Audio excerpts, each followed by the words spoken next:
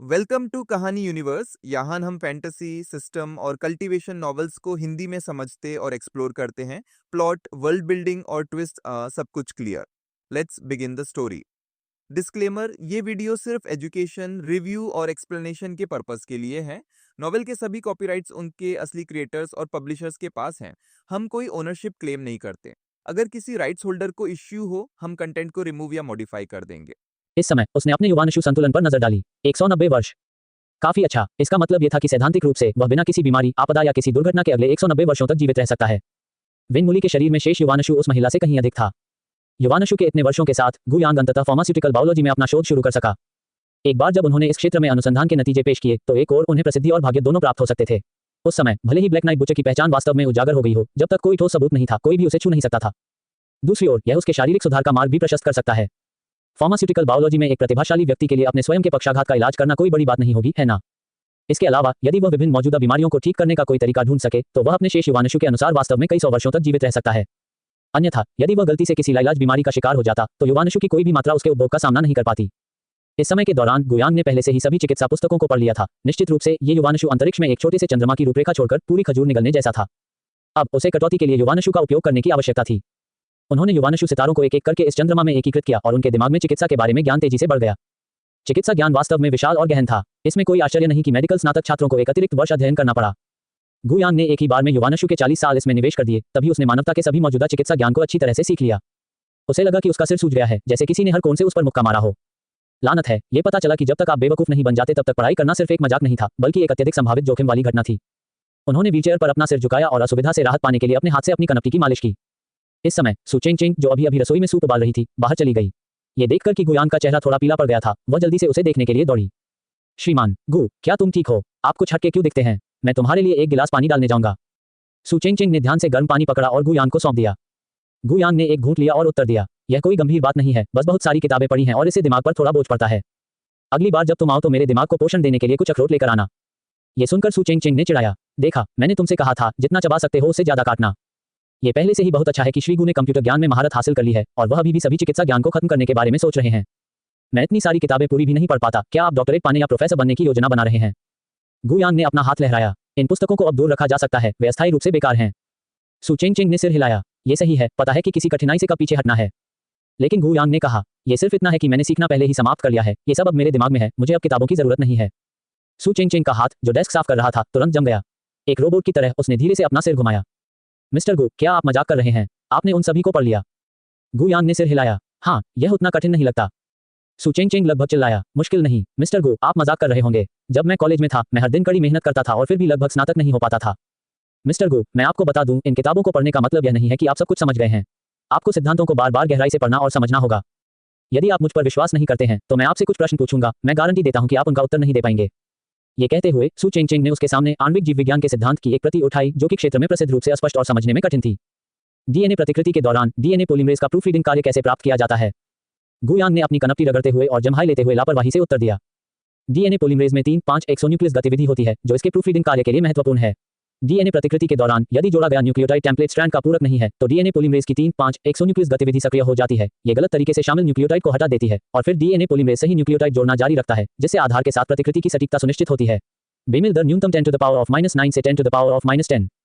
व्यक्तिगत रूप से मेरा मानना है कि डीएनए पॉलीमरेज के प्रूफ रीडिंग फंक्शन पर वर्तमान शोध एंजाइम डीएनए बाइंडिंग के कैनेटिक्स में भी जा सकता है, जिससे प्रतिकृति निष्ठा में सुधार के लिए नए नियामक तंत्र की खोज हो सकती है। इसका जीन थेरेपी और सटीक चिकित्सा पर महत्वपूर्ण प्रभाव पड़ता है। सु चेंग का मुंह खुला रह गया, बिल्कुल नहीं दोस्त, क्या तुम सच में ये जानते हो? फिर मुझे बताएं आरएनए हस्तक्षेप का तंत्र और इसकी वर्तमान अनुप्रयोग स्थिति और ट्यूमर थेरेपी में संभावित समस्याएं। गुयांग ने बिना सोचे समझे तुरंत उत्तर दिया, आरएनए हस्तक्षेप को डबल स्ट्रैंडेड आरएनए डीएसआरएनए द्वारा मध्यस्थ किया जाता है, जिससे समझाते एमआरएनए का क्षरण होता है, जिससे जीन साइलेंसिंग प्राप्त होती है। ट्यूमर थेरेपी में ये ट्यूमर की घटना और विकास से संबंधित जीन जैसे ऑन्कोजीन को लक्षित और बाधित कर सकता है। हालांकि कुछ वर्तमान अनुप्रयोग मुद्दे हैं, जैसे कि ऑफ टारगेट प्रभावों से बचते हुए ट्यूमर कोशिकाओं तक डीएसआरएनए को कुशलतापूर्वक कैसे पहुंचाया जाए और दीर्घकालिक उपयोग के कारण होने वाली संभावित प्रतिरक्षा प्रतिक्रियाएं।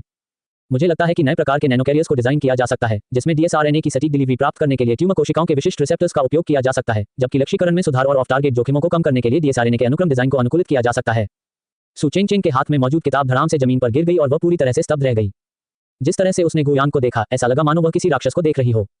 कितना समय हो गया जब उसने ये किताबें खरीदी और गुयांग को दी। दूसरा व्यक्ति न केवल सारा ज्ञान कंठस्थ कर सकता था, बल्कि कुछ अनोखी अंतर्दृष्टियां भी प्रस्तुत कर सकता था। हे भगवान, क्या यह महान चिकित्सा कौतुक चिकित्सा संत निकाय हो सकता है? उसने और कोई प्रश्न पूछने का साहस नहीं किया। अगर वह जारी रही तो उसे मानसिक रूप से भी टूटना पड़ सकता है। कॉलेज के अपने 4 वर्षों में मैंने क्या सीखा? इन 2 वर्षों की इंटर्नशिप में मैंने क्या सीखा? क्या मेरी माँ ने मुझे सुअर के दिमाग के साथ जन्म दिया था? ये देखकर कि वह लंबे समय तक इससे बाहर नहीं निकल सकी, गुयांग ने उसे याद दिलाने के लिए हल्के से खांसा। अंतराल करना बंद करो, रसोई में सूप लगभग सूख चुका है। तभी सू चेंग चेंग को होश आया। ठीक है, ठीक है, ठीक है, बर्तन में अभी भी सूप है। इतना कहने के बाद वह वापस रसोई की ओर ऐसे भागी जैसे उड़ रही हो। हालांकि इस समय सू चेंग चेंग के हाथ अभी भी उसकी देखभाल करने वाले कर्तव्यों में व्यस्त थे, लेकिन उसका दिमाग उस सदमे से उबर नहीं पाया था जो उसने अभी अनुभव किया था। सूप उबालते समय वह अभी भी अपनी सांसों के बीच जीव विज्ञान के ज्ञान बिंदुओं का पाठ कर रही थी। यदि कोई निकट आता तो वे उसे अपने आप से बुदबुदाते हुए सुन सकते थे। अमीनो एसिड का कोडन अद पतन AUG प्रारंभिक कोडन है जो मैथियोनिन के अनुरूप है, लेकिन सेरीन में इसमें कई कोडन है ना? धिक्कार है सुअर के दिमाग, तुमने क्या सीखा? नहीं, मुझे अपने दिमाग को तेज करने के लिए भी कुछ अखरोट खरीदने की जरूरत है। हालांकि गुयांग का चिकित्सा ज्ञान अब वर्तमान मानव सभ्यता के शिखर पर पहुंच गया है, फिर भी कैंसर के इलाज के लिए 100% प्रभावी तरीके पर नवीन शोध करने में अभी भी बहुत लंबा समय लगेगा। ऐसा लग रहा था कि उसे अभी भी युवानशु स्पेस का उपयोग करने की आवश्यकता है। इस समय के दौरान गुयांग हर दिन घर पर शोध कर रहा था और पहले से ही युवानशु स्पेस के लिए एक और उपयोग की खोज कर चुका था। सीखने के अलावा ये निष्कर्ष भी निकाल सकता है। गुयांग ने अपने दिमाग में कैंसर के 100% इलाज के लिए एक सैद्धांतिक कटौती की स्थापना की और इस प्रकार युवानशु अंतरिक्ष में एक पारभासी चंद्रमा जैसा प्रेत दिखाई दिया। युवानशु के लगातार निवेश से यह चंद्रमा जैसा प्रेत धीरे धीरे ठोस होता जाएगा और अंततः एक पूरी योजना सामने आएगी। हालांकि उनके मस्तिष्क के अतिभारित ऑपरेशन ने उन्हें थोड़ा असहज कर दिया, लेकिन ये स्वीकार्य लग रहा था। क्यों ना खुद को फिर से आगे बढ़ाया जाए और आज ही विशेष उपचार पद्धति पर शोध किया जाए। इसलिए गुयांग ने युवानशु में फिर से निवेश किया। इस बार उन्होंने युवानशु के केवल 10 साल का निवेश किया और कैंसर को ठीक करने का एक आदर्श तरीका उनके दिमाग में आया। नैनो लक्षित प्रतिरक्षा सक्रियण एजेंट। इस समय युवानशु संतुलन 140 वर्ष। अध्याय -82। कैप्टन लियू, मैं एक मामले की रिपोर्ट करना चाहता हूँ। गुयांग लगभग कल्पना कर सकते थे कि यह शोध वर्तमान चिकित्सा क्षेत्र में क्या तूफान लाएगा, और वह न केवल धन में भाग्य अर्जित करेगा बल्कि उसके पास एक अटल सामाजिक स्थिति भी होगी। हालांकि जैसे जैसे उसके दिमाग में ज्ञान फिर से बढ़ता गया, उसका पहले से ही उदास सिर अब धड़कने लगा। ये खत्म हो गया, ये खत्म हो गया। अगर मैं पढ़ता रहा तो मैं सचमुच बेवकूफ बन जाऊंगा। मुझे एक दिन की छुट्टी लेनी होगी। तभी उसका फोन बजा। यह म्यूरोंग बुला रहा था। ओल्गो, क्या तुम कुछ अच्छी खबर सुनना चाहते हो? यदि आप ऐसा करते हैं तो मैं आपको अभी 2 टुकड़े बताऊंगा। आगे बढ़ो, मेरे दरवाजे पर अच्छी खबर आई है, मैं कैसे नहीं सुन सकता। हाँ, आपने मुझे जो काम सौंपा था वह लगभग पूरा हो चुका है। हमने निर्माण कंपनी पहले ही बेच दी है। इसकी हालिया थोड़ी प्रसिद्धि के कारण हमने इसे 190 मिलियन में बेच दिया। उसी समय मुझे दिवालियापन के कगार पर एक छोटी फार्मास्यूटिकल कंपनी मिली। इस कंपनी के पास एक अच्छे आकार का उत्पादन संयंत्र और एक शोध प्रयोगशाला भी है, जिसे मैंने केवल 120 मिलियन में खरीदा था। अब हमारे पास अभी भी 70 मिलियन है जिनका उपयोग स्टार्टअप पूंजी के रूप में किया जा सकता है। मैं इस पैसे का उपयोग उच्च वेतन वाले कुछ शोधकर्ताओं को नियुक्त करने की योजना बना रहा हूं और फिर आपकी फार्मास्यूटिकल कंपनी स्थापित की जा सकती है। इसके बारे में क्या ख्याल है? मेरी कार्यकुशलता बहुत अच्छी है ना? आपको मेरी वेतन वृद्धि करनी चाहिए। ये सुनकर गुयांग भी थोड़ा उत्साहित हो गया, जिसका मतलब था कि उसके विचार अंततः पटरी पर आना शुरू हो सकते हैं। बहुत अच्छा, लेकिन अगला उन उच्च भुगतान वाले शोधकर्ताओं को काम पर रखने में अपना समय बर्बाद न करें। मदद के लिए बस कुछ कॉलेज छात्रों को नियुक्त करें। फिर मैं आपको बाद में एक सूची भेजूंगा और आप संबंधित सामग्री और उपकरण, साथ ही लाइव प्रयोगों के लिए आवश्यक चूहे खरीद सकते हैं। कल मेरी योजना व्यक्तिगत रूप से प्रयोगशाला में जाकर पहला शोध और उत्पादन करने की है। दूसरे छोर पर म्यूरोंग एक पल के लिए स्पष्ट रूप से स्तब्ध रह गया। बिल्कुल नहीं भाई, कॉलेज के कुछ छात्र क्या कर सकते हैं? हालांकि हमें पैसे बचाने की जरूरत है, लेकिन ऐसा नहीं है कि हम शोधकर्ताओं का वेतन भी वहन नहीं कर सकते, है ना? यदि हम कुछ मुख्य उत्पादों का उत्पादन नहीं करते हैं तो हमारी कंपनी निश्चित रूप से परिचालन जारी नहीं रख पाएगी। चिंता मत करो, मैं पहले से ही तैयार हूँ। ठीक है, आप जैसा कहेंगे मैं वैसा ही करूंगा। मैं आपको कल ले जाऊंगा। कॉल समाप्त हो गई और सू चेंग चेंग ने भी खाना बनाना समाप्त कर दिया और खाना मेज पर ले आई। इन 2 दिनों में सप्ताहांत था, इसलिए उसे यहाँ रुकने का समय मिल गया। गुयांग और म्यूरोंग के बीच बातचीत सुनने के बाद सू चेंग चेंग ने तुरंत स्वेच्छा से काम किया। श्रीमान गु, जिस फार्मास्यूटिकल कंपनी को आप शुरू कर रहे हैं उसमें वेतन कितना है? गुयांग ने खाना खाते समय उत्तर दिया, बस 7-8 हजार के आसपास चढ़ा दो। वे सभी हाल ही में कॉलेज से स्नातक हुए हैं जो प्रशिक्षु के रूप में काम कर रहे हैं। वे और कितनी उम्मीद कर सकते हैं? कंपनी के मुनाफे में आने के बाद हम इस बारे में बात करेंगे। सू चेंग चेंग ने अपनी आंखें सिकोड़ लीं और कहा, तो क्या मैं भी शामिल हो सकता हूँ? मैं अंशकालिक काम कर सकता हूँ, मुझे केवल आधे पैसे की आवश्यकता है। गुयांग अवाक रह गई और उसकी ओर देखने लगी। आप हर काम में क्यों शामिल होना चाहते हैं? आप अस्पताल में एक नर्स के रूप में पाली में काम कर रहे हैं। आपको मेरी देखभाल करने वाली बनने के लिए यहाँ आने में समय लग रहा है और अब आप मदद करने के लिए मेरी प्रयोगशाला में आना चाहते हैं। मेरी प्रिय महिला, क्या आपके पास दिन में 48 घंटे या कुछ और हैं? क्या तुम न खाते हो न सोते हो? सू चेंग चेंग ने थोड़ा शर्मिंदा महसूस करते हुए अपना सिर नीचे कर लिया। मैं कम सो सकता हूँ, लेकिन मुझे अधिक पैसे कमाने हैं। इस समय गुयांग ने भी मोटे तौर पर अनुमान लगाया कि लड़की क्या सोच रही थी। हालांकि वह और उसकी मां सतह पर बहुत खुले विचारों वाली लगती थी, अंतिम चरण के कैंसर को दिल से नहीं लेती थी। वास्तव में सू चेंग चेंग एक दयालु और संतान वाली लड़की थी और स्वाभाविक रूप से वह अपनी मां की बीमारी को ठीक करने की आशा भी रखती थी। वह सिर्फ पैसे बचाने के लिए इतनी मेहनत कर रही थी। गुयांग मना करना चाहता था। 3-3 नौकरियां करना, सोना तक नहीं। अगर वह अचानक मर जाए तो क्या उसे मुआवजा नहीं देना पड़ेगा? लेकिन अचानक गुयांग को कुछ सूझा। भले ही उन्होंने एक नैनो लक्षित प्रतिरक्षा सक्रियण एजेंट का उत्पादन किया जो कैंसर को 100% ठीक कर सकता है, इसके सफलतापूर्वक विपणन के लिए नैदानिक परीक्षण अपरिहार्य होंगे। पेटेंट के लिए आवेदन करने के लिए प्रासंगिक डेटा और प्रयोगों की भी आवश्यकता होगी। चूहे जैसे जानवर सरल थे, लेकिन मानव परीक्षण परेशानी भरा होगा। यह अनुमान लगाया गया था कि कोई भी उनकी छोटी, अभी तक प्रसिद्ध नहीं हुई कंपनी पर भरोसा करने को तैयार नहीं होगा। यदि सु चेंग चेंग शामिल हुए और प्रत्यक्ष रूप से देखा कि उनके द्वारा उत्पादित नैनो लक्षित प्रतिरक्षा सक्रियण एजेंट कितना चमत्कारी था, तो क्या प्रायोगिक विषय वही नहीं होगा? तो उसने हल्के से खांसते हुए कहा, यह असंभव नहीं है। मान लीजिए कि मैं दान कर रहा हूँ। आपको हर दिन कई घंटे काम करने की आवश्यकता नहीं होगी। जब मैं शोध कर रहा होता हूँ तो आप मेरे बगल में मेरे सहायक हो सकते हैं। क्या तुम कल खाली हो? सु चेंग चेंग इतनी प्रभावित हुई कि उसकी आंखों में आंसू आ गए और उसने तुरंत कहा, श्रीमान, गु बस एक जीवित बोधिसत्व है जो लोगों को पीड़ा से बचाता है। मैं आज रात घर जा रहा हूँ और उस गुवानिन बोधिसत्व को तोड़ दूंगा जिसकी मेरी माँ पूजा करती हैं और श्री गु के लिए एक पट्टिका स्थापित करेगा। कल मेरी छुट्टी है, मैं निश्चित रूप से समय पर ड्यूटी पर रिपोर्ट करूंगा। गु यान ने थोड़ा सिर हिलाया। उनके दिमाग में इस एजेंट के लिए सारी जानकारी और उत्पादन के तरीके पहले से ही मौजूद थे। कल लैब में जाकर सिर्फ काम करना ही होगा, वह सीधे काम करना शुरू कर देगा। हालांकि कल एक दिन के भीतर तैयार उत्पाद का उत्पादन करना संभवतः वास्तविक था। विभिन्न उपकरणों को डीबग करने और एजेंट के विशिष्ट सूत्र, नैनोवाहक के प्रकार, लक्ष्यीकरण अणुओं आदि को निर्धारित करने में समय लगता है। पहला तैयार उत्पाद तैयार करने में लगभग 3 दिन लगने की संभावना है। फिर प्रासंगिक लाइव और मानव प्रयोग करें, उसके बाद समीक्षा और पेटेंट आवेदन करें। इस सब के लिए आवश्यक समय बहुत लंबा था। यह अभी भी थोड़ा धीमा है। ऐसा लगता है कि मुझे चीजों को गति देने के अन्य तरीकों के बारे में सोचने की जरूरत है। गु यांग ने यांत्रिक ज्ञान का अध्ययन करने के साथ साथ उत्पादन अनुसंधान करने की योजना बनाई। फिर अपने कंप्यूटर कौशल को मिलाकर वह लगभग पूरी तरह से स्वचालित उत्पादन कार्यशाला का निर्माण करेगा और फिर वह बड़े पैमाने पर उत्पादन कर सकेगा। क्या आयरन मैन ने ऐसे जटिल कवच का निर्माण लगभग पूरी तरह से स्वयं नहीं किया था? इसके अलावा यदि अधिकांश प्रक्रियाएं पूरी तरह से स्वचालित मशीनरी द्वारा पूरी की जाती हैं और कार्यक्रमों को एक शीर्ष हैकर द्वारा संरक्षित किया जाता है, तो वाणिज्यिक रहस्यों के लीक होने की समस्या से पूरी तरह से बचा जा सकता है। जहां तक पेटेंट के लिए आवेदन करने की बात है, तो उसे केवल सामान्य जानकारी जमा करने की आवश्यकता थी। मुख्य रहस्य अभी भी उसके हाथ में होंगे। गु यान के दिमाग में चिकित्सा जैव प्रौद्योगिकी पर केंद्रित एक महान वाणिज्यिक साम्राज्य का खाका पहले से ही आकार ले रहा था, जो पूरी मानवता को बदलने में सक्षम था। किसने सोचा होगा कि कुख्यात ब्लैक नाइट बुचर वास्तव में सबसे बड़ा चिकित्सा वैज्ञानिक, उद्यमी और परोपकारी होगा?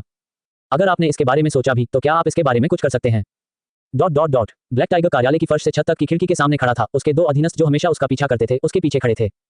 क्या स्पाइडर घोस्ट से कोई खबर है? उसके पीछे के अधीनस्थ ने अपना सिर नीचे किया और उत्तर दिया, स्थिति थोड़ी अजीब है। हमने गुप्त रूप से स्पाइडर घोस्ट का पीछा किया और स्पष्ट रूप से उसे उस लकवाग्रस्त गु यांग के कमरे में घुसते देखा, लेकिन ऐसा लग रहा था कि अंदर कोई हलचल नहीं थी और स्पाइडर घोस्ट फिर कभी बाहर नहीं आया। ब्लैक टाइगर की आंखों में शीतलता का आभास प्रकट हुआ। जैसा कि अपेक्षित था, एक समस्या है। एक लकवाग्रस्त व्यक्ति वास्तव में लगातार 2 बार हत्या से बचने में सक्षम था। बहुत दिलचस्प। इसके अलावा उसके घर पर ठगों ने हमला किया था और इस व्यक्ति ने पुलिस को इसकी सूचना भी नहीं दी। इसका क्या मतलब है? क्या इसका मतलब यह नहीं है कि उसके पास छिपाने के लिए भी कुछ है? लकवाग्रस्त गु यांग, निश्चित रूप से आपके दिल में एक भूत है। ब्लैक नाइट बुचर के अलावा और कौन किसी जीवित व्यक्ति को ऐसे तरीकों से गायब कर सकता है? आपके और ब्लैक नाइट बुचर के बीच क्या संबंध है? पहले ब्लैक टाइगर को केवल संदेह था, लेकिन इस परीक्षण के माध्यम से वह लगभग 90% निश्चित था कि इस गु यांग और ब्लैक नाइट बुचर के बीच कोई संबंध था। अन्यथा घटनाओं की इस श्रृंखला की व्याख्या नहीं की जा सकती। उसे ऐसा लगा मानो उसने अपने पिता की मृत्यु के पीछे का सच पहले ही देख लिया हो। उन्होंने अपने आसपास के अधीनस्थों को बर्खास्त करने के लिए अपना हाथ लहराया, फिर सीधे लियू ताओ को फोन किया। कैप्टन लियू, मुझे आपको कुछ बताना है। लियू ताओ का स्वर ठंडा था। ब्लैक टाइगर, यदि तुम धर्म के मार्ग पर चलना चाहते हो तो अपने सभी अतीत के दस्युओं से छुटकारा पाओ। यदि आप फिर से कुछ भी अवैध या विघटनकारी करते हैं तो मुझे असभ्य होने का दोष न दें। ब्लैक टाइगर धीरे से मुस्कुराया और चाय का एक घूंट लिया। कैप्टन लियू, आपके शब्द बहुत गंभीर हैं। मैं इस बार एक पीड़ित के रूप में मामले की रिपोर्ट करने के लिए कॉल कर रहा हूँ। एक गुमशुदगी का मामला जो संभवतः हत्या का मामला है। लियू ताओ तुरंत गंभीर हो गए। क्या स्थिति है? स्थिति सरल है। कल मैंने गु यांग को खोजने के लिए एक अधीनस्थ को भेजा। चूंकि वह अब लकवाग्रस्त हो गया है, उसे निश्चित रूप से धन की आवश्यकता है, इसलिए मैंने अपने अधीनस्थ से व्यावसायिक सहयोग के बारे में उससे बात करने को कहा। परिणामस्वरूप मेरा अधीनस्थ अभी तक वापस नहीं आया है और गायब हो गया है। कैप्टन लियू, क्या आपको उसे ढूंढने में मेरी मदद नहीं करनी चाहिए? ओह ठीक है, मेरे यहाँ भी 2 गवाह हैं। उन्होंने अपनी आंखों से मेरे अधीनस्थ को गु यांग के विला में प्रवेश करते देखा और वह तब से बाहर नहीं आया। अध्याय 83, पुनर्तः भिन्न कथन। ये सुनने के बाद लियू ताओ की अभिव्यक्ति काफी बदल गई और उन्होंने तुरंत फटकार लगाई। ब्लैक टाइगर, मुझे पता है कि आप अपने मालिक की मौत के बारे में बहुत चिंतित हैं, लेकिन मनमाने ढंग से दूसरों की निंदा करना भी कानूनी जिम्मेदारी है। मैंने आपको पहले बताया था कि गु यांग का संदेह दूर हो गया है। तुम एक दुष्ट की तरह व्यवहार क्यों कर रहे हो और यहाँ इतने अड़े हुए हो? अपनी गलती के कारण मैं पहले ही श्री गु के लिए बहुत परेशानी खड़ी कर चुका हूँ। मैं तुम्हें उसे दोबारा परेशान करने की अनुमति कभी नहीं दूंगा। सुनने के बाद ब्लैक टाइगर हंसा। कैप्टन लियू, आप इतने जिद्दी क्यों हैं? इससे पहले जब आपको गु यांग पर संदेह हुआ तो आपके आसपास के सभी लोगों ने कहा कि आपके सिर में कुछ गड़बड़ है, लेकिन आपने हार नहीं मानी। और अब आप उस पर संदेह नहीं करते हैं और आप दूसरों को उस पर संदेह करने की अनुमति नहीं देते हैं। क्या दुनिया में हर किसी को आपकी बात सुननी पड़ती है? इसके अलावा मैंने जो कुछ भी कहा वह सच है। यकीन न हो तो देख लीजिए। ऐसा नहीं है कि मुख्य सड़क पर निगरानी कैमरे नहीं है। क्या मुझे किसी मामले की रिपोर्ट करने का अधिकार नहीं है? लियू ताओ चुप रहे, क्योंकि दूसरे पक्ष ने जो कहा वह वास्तव में सच था। ब्लैक टाइगर की पिछली पहचान के बावजूद, चूंकि उसने इस गुमशुदगी के मामले की रिपोर्ट की है और ये दाखिल करने के मानदंडों को पूरा करता है, इसलिए जांच करना उसका दायित्व है। इसके अलावा यह मामला संभवतः ब्लैक नाइट बुचर से संबंधित है और संयुक्त जांच के लिए ली कयून और चू लिंगलिंग को सूचित किया जाना चाहिए। ठीक है, मैं तुरंत किसी के आने और जांच करने की व्यवस्था करूंगा। यदि बाद में यह पता चलता है कि आपने झूठी रिपोर्ट दायर की है, तो आपका काम खत्म हो गया है। मैं आपके प्रति विनम्र नहीं रहूंगा। कोई बात नहीं, फिर मैं गु यांग के दरवाजे पर आपका इंतजार करूंगा। फोन रखने के बाद लियू ताओ ने तुरंत ली कयून और चू लिंगलिंग को प्रासंगिक जानकारी दी। प्रवर्तन ब्यूरो के लोग अभी भी वेन मुली की खामोश मौत के बड़े झटके में डूबे हुए थे। ब्लैक नाइट बुचर से जुड़े एक और मामले के बारे में सुनकर हर कोई उत्साहित हो गया, लेकिन लियू ताओ ने उन पर ठंडा पानी डाला। बहुत अधिक उम्मीदें न रखें। मैं व्यक्तिगत रूप से सोचता हूं कि गु यांग को वास्तव में फंसाया गया था। हमने बहुत पहले ही उसके संदेह को खारिज कर दिया था। ये ब्लैक टाइगर स्पष्ट रूप से अपने मालिक की मृत्यु के कारण जानबूझकर गुयान पर अपना गुस्सा निकाल रहा है। जैसा कि कहा जाता है, लोगों के दिलों में पूर्वाग्रह एक बड़ा पहाड़ है। मेरी राय में ब्लैक टाइगर शायद अभी अपने दिल में पूर्वाग्रह से प्रभावित हो रहा है। ली कयून ने सिर हिलाया। मुझे भी ऐसा लगता है। विन मुली द्वारा पहले छोड़े गए एकमात्र सुराग के अनुसार ब्लैक नाइट बुच लगभग 2 मीटर लंबा है। स्पष्ट रूप से गुयान जैसा व्यक्ति नहीं है। ये कहना कि उनके बीच कोई संबंध है भी दूर की कड़ी है। जब ब्लैक नाइट बुचर ने पहले व्यक्ति को मार डाला, गुयान अभी भी वानस्पतिक अवस्था में था और जागा नहीं था। समय के आधार पर यान पिंगपिंग की मृत्यु के बाद गुयान को कुछ होश आना चाहिए था और सबसे पहले केवल उसका सिर ही ठीक हुआ था। वह एक फोन भी नहीं कर सकता था, तो उसने ब्लैक नाइट बुचर को किसी को मारने का आदेश कैसे दिया होगा। चू लिंगलिंग को भी इस समय सिर दर्द महसूस हुआ। जब से वेन मुली की नाक के नीचे हत्या हुई, तब से उसका गेम खेलने का भी मन नहीं हुआ। उसका दाव दिल व्यवहारिक रूप से टूट गया था। ये सच है या नहीं, हमें अभी भी जाकर देखना होगा। आइए एक मरे हुए घोड़े के साथ ऐसा व्यवहार करें जैसे कि वह अभी भी जीवित है। उन तीनों ने तुरंत कुछ कानून प्रवर्तन अधिकारियों को बुलाया और गुयान के छोटे विला की ओर चले गए। जब तक वे पहुंचे, ब्लैक टाइगर 2 अनुयायियों के साथ पहले से ही गुयान के विला के प्रवेश द्वार पर खड़ा था, सिगरेट की राख और बट जमीन पर। जैसे ही वह कार से बाहर निकले, लियू ताओ ने भौहें चढ़ा दी और आलोचना की। किसी के दरवाजे के बाहर धूम्रपान करते समय सावधान रहें। आप हर जगह गड़बड़ी कर रहे हैं। वास्तव में आपके पास कोई शिष्टाचार नहीं है। ब्लैक टाइगर हंसा। मुझ में कोई शिष्टाचार नहीं है। क्या इस गुयांग में शिष्टाचार है? उसने मेरे अधीनस्थ को गायब कर दिया। क्या मुझे आकर उसे भाई कहना चाहिए? ली कयून ने गंभीर भाव से ब्लैक टाइगर को देखा। वह स्वाभाविक रूप से गिरोह पृष्ठभूमि के लोगों को हेय दृष्टि से देखता था। उसने दूसरे पक्ष को अपनी नाक से घूरा और दहाड़ा। बेहतर होगा कि आप अपने शब्दों में सावधानी बरतें। मामला अभी तक स्पष्ट नहीं हुआ है। अगर आप इस तरह से बात करते हैं तो संभवतः आप बदनामी कर रहे हैं। क्या आपके अधीनस्थ का गायब होना सच है? भले ही यह वास्तविक हो, इसका गुयान से कोई लेना देना है या नहीं, ये कहना आपके ऊपर निर्भर नहीं है। जाओ एक तरफ खड़े हो जाओ। बोलने के बाद ली कयून कुछ कानून प्रवर्तन अधिकारियों को गुयान के बगीचे में ले गए। लियू ताओ उन्हें रोकने के लिए आगे बढ़े। मुझे दरवाजा खटखटाने दो। गुयांग और मैं आधे अधूरे दोस्त हैं और काफी परिचित हैं। बाद में बेहतर होगा कि हम विनम्र रहें। आखिरकार हमने वास्तव में गुयांग को बहुत अधिक परेशानी दी है। ली कयून ने सिर हिलाया। ठीक है, मैं तुम्हारी बात सुनूंगा। इस समय गुयांग ने पहले से ही निगरानी प्रणाली के माध्यम से ब्लैक टाइगर को अपने दरवाजे पर खड़ा देखा था। उन्हें यह भी उम्मीद नहीं थी कि इस समय प्रवर्तन ब्यूरो के लोग भी आ जाएंगे। उसका दिल थोड़ा कस गया। क्या तमाशा चल रहा है? यहाँ बहुत सारे लोग हैं। क्या मेरी पहचान उजागर हो गई है? यह नहीं होना चाहिए। जब उसने लियू ताओ को आते और धीरे से दस्तक देते देखा तो उसे पहले से ही इसका आभास हो गया था। शायद ये कोई गंभीर मामला नहीं था या सिर्फ संदेह की स्थिति थी, अन्यथा वे इतनी विनम्रता से दस्तक नहीं देते।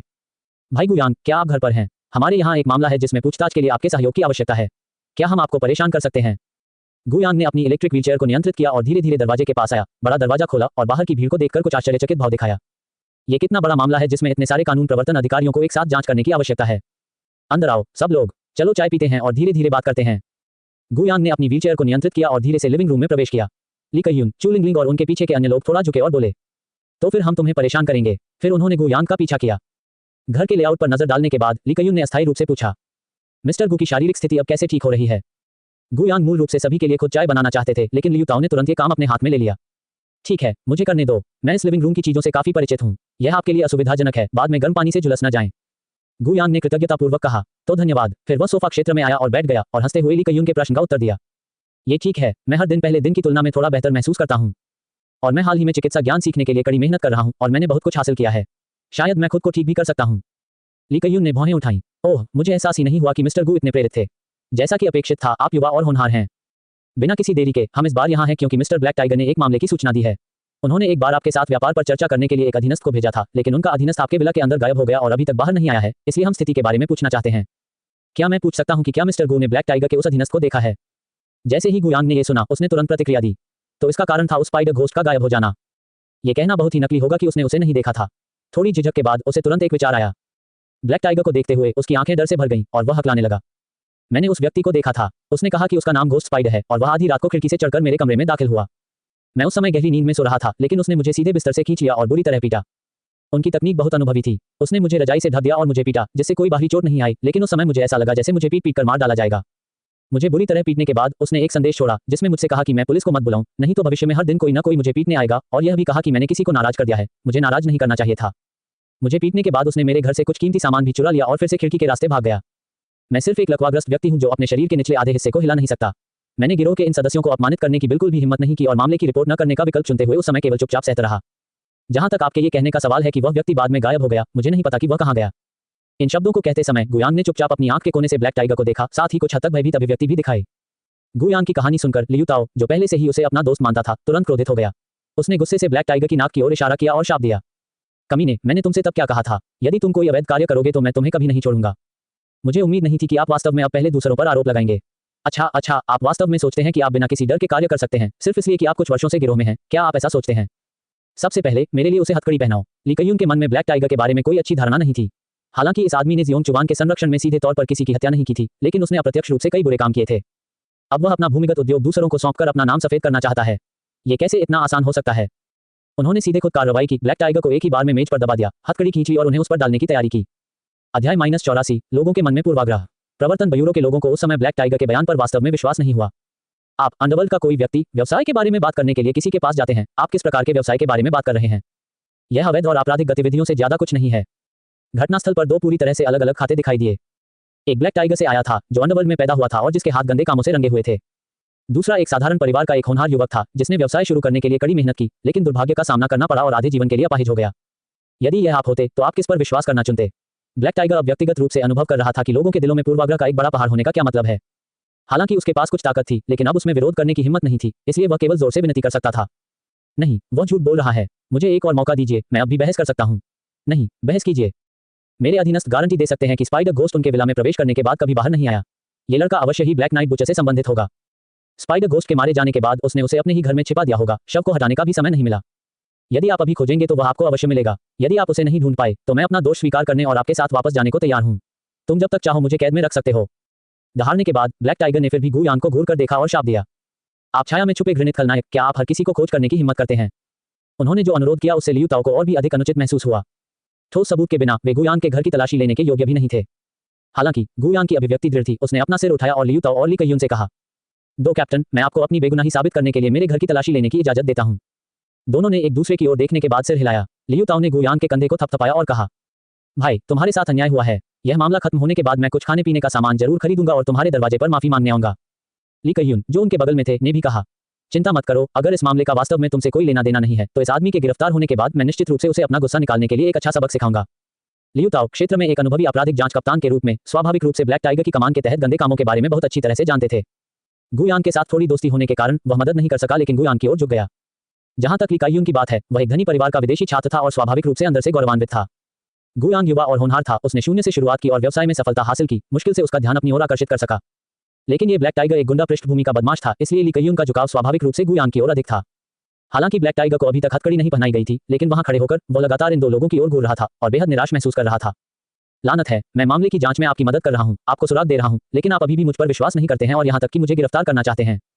अगर मुझे पहले पता होता कि आप कानून प्रवर्तन अधिकारी इतने बेकार और पूर्वाग्रही हैं, तो मैं सीधे अंडरवर्ल्ड में लौट आता, दर्जनों भाइयों को उसके दरवाजे पर लाता और इस गुयान को बेतरतीब चाकुओं से काटकर मार डालता। भले ही वह वास्तव में ब्लैक नाइट बुचर से संबंधित हो, मुझे विश्वास नहीं है कि ब्लैक नाइट बुचर अकेले स्टील के चाकू रखने वाले 100 अधीनस्थों को हरा सकता है। मैं गलत रास्ते पर चला गया, पूरी तरह से गलत। मुझे अपना नाम साफ करने के बारे में नहीं सोचना चाहिए था और मुझे इस लानत मलामत प्रवर्तन ब्यूरो के साथ सहयोग करने के बारे में नहीं सोचना चाहिए था। सभी कानून प्रवर्तन अधिकारी गुयान के छोटे से विला के अंदर और बाहर तलाशी लेने में व्यस्त हो गए। गुयान जल्दी में नहीं थे, धैर्यपूर्वक उनके परिणामों की प्रतीक्षा कर रहे थे। वह मकड़ी का भूत सचमुच उसके घर में मर गया, लेकिन उसके अलावा और कौन जानता था। उस शव को घोस्ट शैडो बॉडी द्वारा लंबे समय तक पहाड़ी जंगल में फेंक दिया गया था और अब शायद उसे इस हद तक खा लिया गया था कि एक पूरा कंकाल भी एक साथ नहीं रखा जा सकता था। अपने सामने व्यस्त कानून प्रवर्तन अधिकारियों को गुप्त रूप से देखते हुए, हालांकि वे खोज कर रहे थे, वे वास्तव में गुयान के प्रति भावनात्मक रूप से अधिक झुके हुए थे, कोई हिंसक कार्रवाई नहीं कर रहे थे और फर्नीचर को धीरे से संभाल रहे थे। और चू लिंगलिंग, जो उनके साथ आई थी, पूरे समय सोफे पर बैठी रही, अपने फोन से खेलती रही, कभी कभी गुयान को उत्सुकता से देखने के लिए अपना सिर उठाती थी। इस व्यक्ति के बारे में कहा गया था कि वह स्वर्ण पदक वाला जासूस था। ये वह थी जिसने पिछली बार वेन मुली की मौत का सुराग खोजा था। उसे आश्चर्य हुआ कि इस बार वह क्या खोज सकती है। इस समय गुयान को अचानक तात्कालिकता का एहसास हुआ। दिन के दौरान उसकी पहचान अभी भी बहुत कम थी। जिस किसी को भी उस पर संदेह हो, वह वास्तव में उसके घर आकर स्थिति की जानकारी ले सकता था और तलाशी ले सकता था। यदि उसकी सामाजिक स्थिति बहुत ऊंची होती तो इस तरह की बात बिल्कुल नहीं होती। ऊपर से ठोस सबूत के बिना वे उससे पूछताछ करने भी नहीं आएंगे। वास्तव में उनके कुछ ही शब्दों से उनके सामने ये कानून प्रवर्तन अधिकारी घर जा सकते थे और आराम कर सकते थे। मूल योजना को अभी भी यथाशीघ्र क्रियान्वित करने की आवश्यकता है। लगभग 1 घंटे तक अंदर और बाहर खोज करने के बाद कई कानून प्रवर्तन अधिकारी लिविंग रूम में लौट आए और ली कयुन और लियू ताओ को सूचना दी। सब कुछ खोज लिया गया है, कुछ भी नहीं है। इस परिणाम को सुनने पर ली कयुन और लियू ताओ दोनों ने ब्लैक टाइगर को गुस्से से देखा। अब तुम्हें क्या कहना है? ब्लैक टाइगर को केवल यह महसूस हुआ कि उसका सिर भारी था, जैसे उसमें कोई पत्थर ठूंस दिया गया हो। ये कैसे संभव है? क्या इतना बड़ा व्यक्ति हवा से गायब हो सकता है? आपका इस लानत गुयान के साथ संबंध होना चाहिए और आप जानबूझकर उसके लिए छिप रहे हैं। मैं इस पर विश्वास नहीं करता, मैं खुद को खोजना चाहता हूं। हालांकि जब वह गुयान से 2 कदम आगे बढ़ा तो वह अचानक घूम गया, एक भयंकर बाघ की तरह गुयान की ओर झपटा और एक जोरदार मुक्का मारा। धिक्कार है, मैं तुम्हें दिखावा करने दूंगा। गुयान की वर्तमान शारीरिक फिटनेस और ताकत के अनुसार वह वास्तव में पूरी तरह से प्रतिक्रिया कर सकता है। हालांकि इतने सारे लोगों के देखने के कारण वह अपनी ताकत उजागर नहीं कर सका। वह केवल घबराने का नाटक कर सकता था और महत्वपूर्ण बिंदुओं से बचते हुए थोड़ा सा बगल की ओर खिसक सकता था। यह मुक्का सीधे गुयान की छाती पर लगा, जिससे वह 10 मीटर दूर उड़ गया और दीवार से जोर से टकराया। बेशक गुयान की शारीरिक फिटनेस के साथ भले ही उसने जहां खड़ा था वहीं पर मुक्का मारा होता, इससे ज्यादा नुकसान नहीं होता। उसके इतनी दूर तक उड़ान भरने का कारण केवल इसे अधिक यथार्थवादी दिखाना था। 2 बार लुढ़कने के बाद उसने जानबूझकर अपने शरीर में क्यूई और रक्त को उत्तेजित किया, मुंह से खून उगल दिया और पूरी तरह से दुखी दिख रहा था। तुम्हारी हिम्मत कैसे हुई? आपको किसी पर हमला करने और घायल करने की अनुमति किसने दी? ली कयून गुस्से से दहाड़ते हुए सीधे आगे बढ़े। लियू ताओ, जो उसके बगल में था, भी तुरंत मदद के लिए ऊपर आया और दोनों ने तुरंत ब्लैक टाइगर को जमीन पर गिरा दिया। इस प्रक्रिया के दौरान उन्होंने जानबूझकर उसे मुक्का मारा और लात मारी। ब्लैक टाइगर को तब तक पीटा जब तक कि उसका चेहरा घायल और सूज नहीं गया। हालांकि ब्लैक टाइगर के पास ताकत थी, फिर भी उसने वापस लड़ने की हिम्मत नहीं की। यदि वह प्रतिकार करता तो उसका अपराध और बढ़ जाता। इस समय वह अभी भी गुयांग को घूर रहा था, अपने दांत पीस रहा था और कह रहा था, तुम वास्तव में दिखावा करने में बहुत अच्छे हो। तुम अभी उस मौके से बचने या उसे रोकने में पूरी तरह सक्षम थे, है ना? मैं पहले से ही आप पर 5 बीस्ट ब्रीदिंग तकनीक की आभा महसूस कर सकता हूं, मेरे गुरु की तरह ही। आप इसे मुझसे छुपा नहीं सकते। मुझे बताओ, लानत है, मुझे जोर से बताओ, तुम्हारे और ब्लैक नाइट बुचे के बीच क्या संबंध है? मुझे उत्तर दो। गुयांग का दिल कड़ा हो गया। उन्होंने इस संबंध में कोई खामी उजागर करने की कभी उम्मीद नहीं की थी।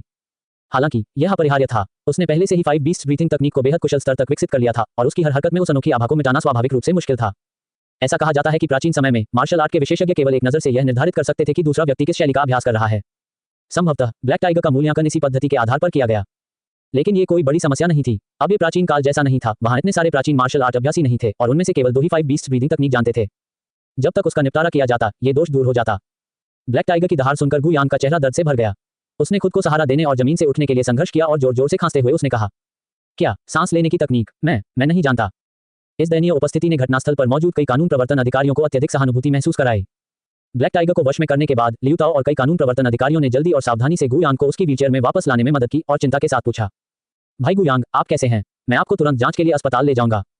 इस बार आपको जो चोट लगी है उसकी भरपाई मैं इस ब्लैक टाइगर से ब्याज समेत जरूर कराऊंगा। कुछ बार खांसने के बाद गुयांग ने अपना हाथ लहराया। ये ठीक है, आप लोग व्यस्त हैं। मेरी देखभाल करने वाली अस्पताल में एक नर्स है, मैं अभी उसे हमें लेने के लिए बुलाऊंगा। ये देखकर कि गुयांग ठीक लग रहा था, ली कयून और लियू ताओ दोनों ने राहत की सांस ली। यदि उनकी नाक के नीचे कोई गंभीर रूप से घायल हो जाता है तो उन दोनों पर जिम्मेदारी बड़ी होगी।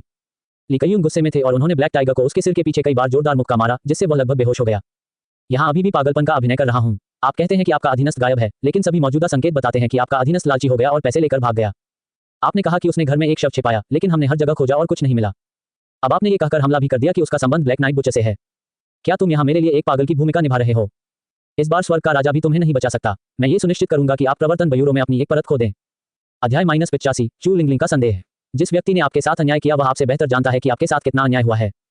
इस समय ब्लैक टाइगर को अंततः इस वाक्य का सही अर्थ समझ में आया। उसने जो कहा वह सत्य था, परंतु चूंकि वह अधोलोक से आया था और उसने बहुत से बुरे काम किए थे, इसलिए अब कोई उस पर विश्वास नहीं करता था। जहां तक गुयांग का सवाल है, उसने सिर्फ एक शो किया था और सभी ने सोचा कि गुयांग ही इसका शिकार है। ब्लैक टाइगर को हथकड़ी पहनाई गई और कई कानून प्रवर्तन अधिकारियों ने धक्का देकर उसे प्रवर्तन ब्यूरो की कार में डाल दिया। उसने अपना सिर घुमाया और गुयांग को अर्थपूर्ण दृष्टि से देखा। यह मामला हमारे बीच खत्म नहीं हुआ है। मेरी नजर तुम पर है। मैं इंतजार कर रहा हूं कि तुम आओगे और मुझे मार डालोगे। गुयांग ने पूरे समय कुछ नहीं कहा। प्रवर्तन ब्यूरो की गाड़ी पहले ब्लैक टाइगर को घटनास्थल से दूर ले गई। लियू ताओ ने फिर चिंता से पूछा, भाई गुयांग, क्या आपकी चोटें सचमुच ठीक हैं? आज जो कुछ भी हुआ वह मेरी गलती है। मैंने उस आदमी पर नजर नहीं रखी। मैंने न केवल तुम्हें बहुत परेशान किया, बल्कि तुम्हें घायल भी कर दिया। ये बोलते हुए लियू ताओ को थोड़ा दोषी महसूस हुआ, लेकिन गुयांग ने पीले चेहरे के साथ अपना हाथ लहराया और कहा, ये ठीक है, आप बस अपना काम कर रहे थे और प्रवर्तन ब्यूरो के काम में सहयोग करना मेरा कर्तव्य है। जब तक सच्चाई सामने आती है सब कुछ ठीक है। गुयांग की कमजोर उपस्थिति को देखकर लियू ताओ, ली कयून और चू लिंगलिंग ने उसे ज्यादा परेशान नहीं किया। वे उठ खड़े हुए और जाने के लिए तैयार हो गए। इस समय चू लिंगलिंग, जो चुप थी, अचानक पीछे मुड़ी। मिस्टर गु, क्या मैं पूछ सकता हूं कि क्या आप भी हैकिंग में कुशल हैं? जब गुयांग ने यह प्रश्न सुना तो उसके शिष्य सिकुड़ गए, लेकिन वह फिर भी मुस्कुराया और उत्तर दिया, मैं थोड़ा बहुत समझता हूं। चूंकि मैंने अपने शरीर का कुछ हिस्सा ठीक कर लिया है, मेरे पास पूरे दिन करने के लिए ज्यादा कुछ नहीं है, इसलिए मैंने अधिक किताबें पढ़ी। चिकित्सा और कंप्यूटर विज्ञान पर किताबें मैं हाल ही में खूब पढ़ रहा हूं। लेकिन मैं अभी नौसिखिया हूं, इसलिए मैं जो कुछ भी कहूंगा वह संभवतः हास्यास्पद होगा। ये सुनने के बाद चू लिंगलिंग ने सिर हिलाया और कोई और सवाल नहीं पूछा। सभी के चले जाने के बाद गुयांग ने गहरी सांस ली और अपनी शारीरिक स्थिति को नियंत्रित करने के लिए श्वास तकनीक का उपयोग किया। उसका मूल रूप से पीला चेहरा धीरे धीरे गुलाबी हो गया।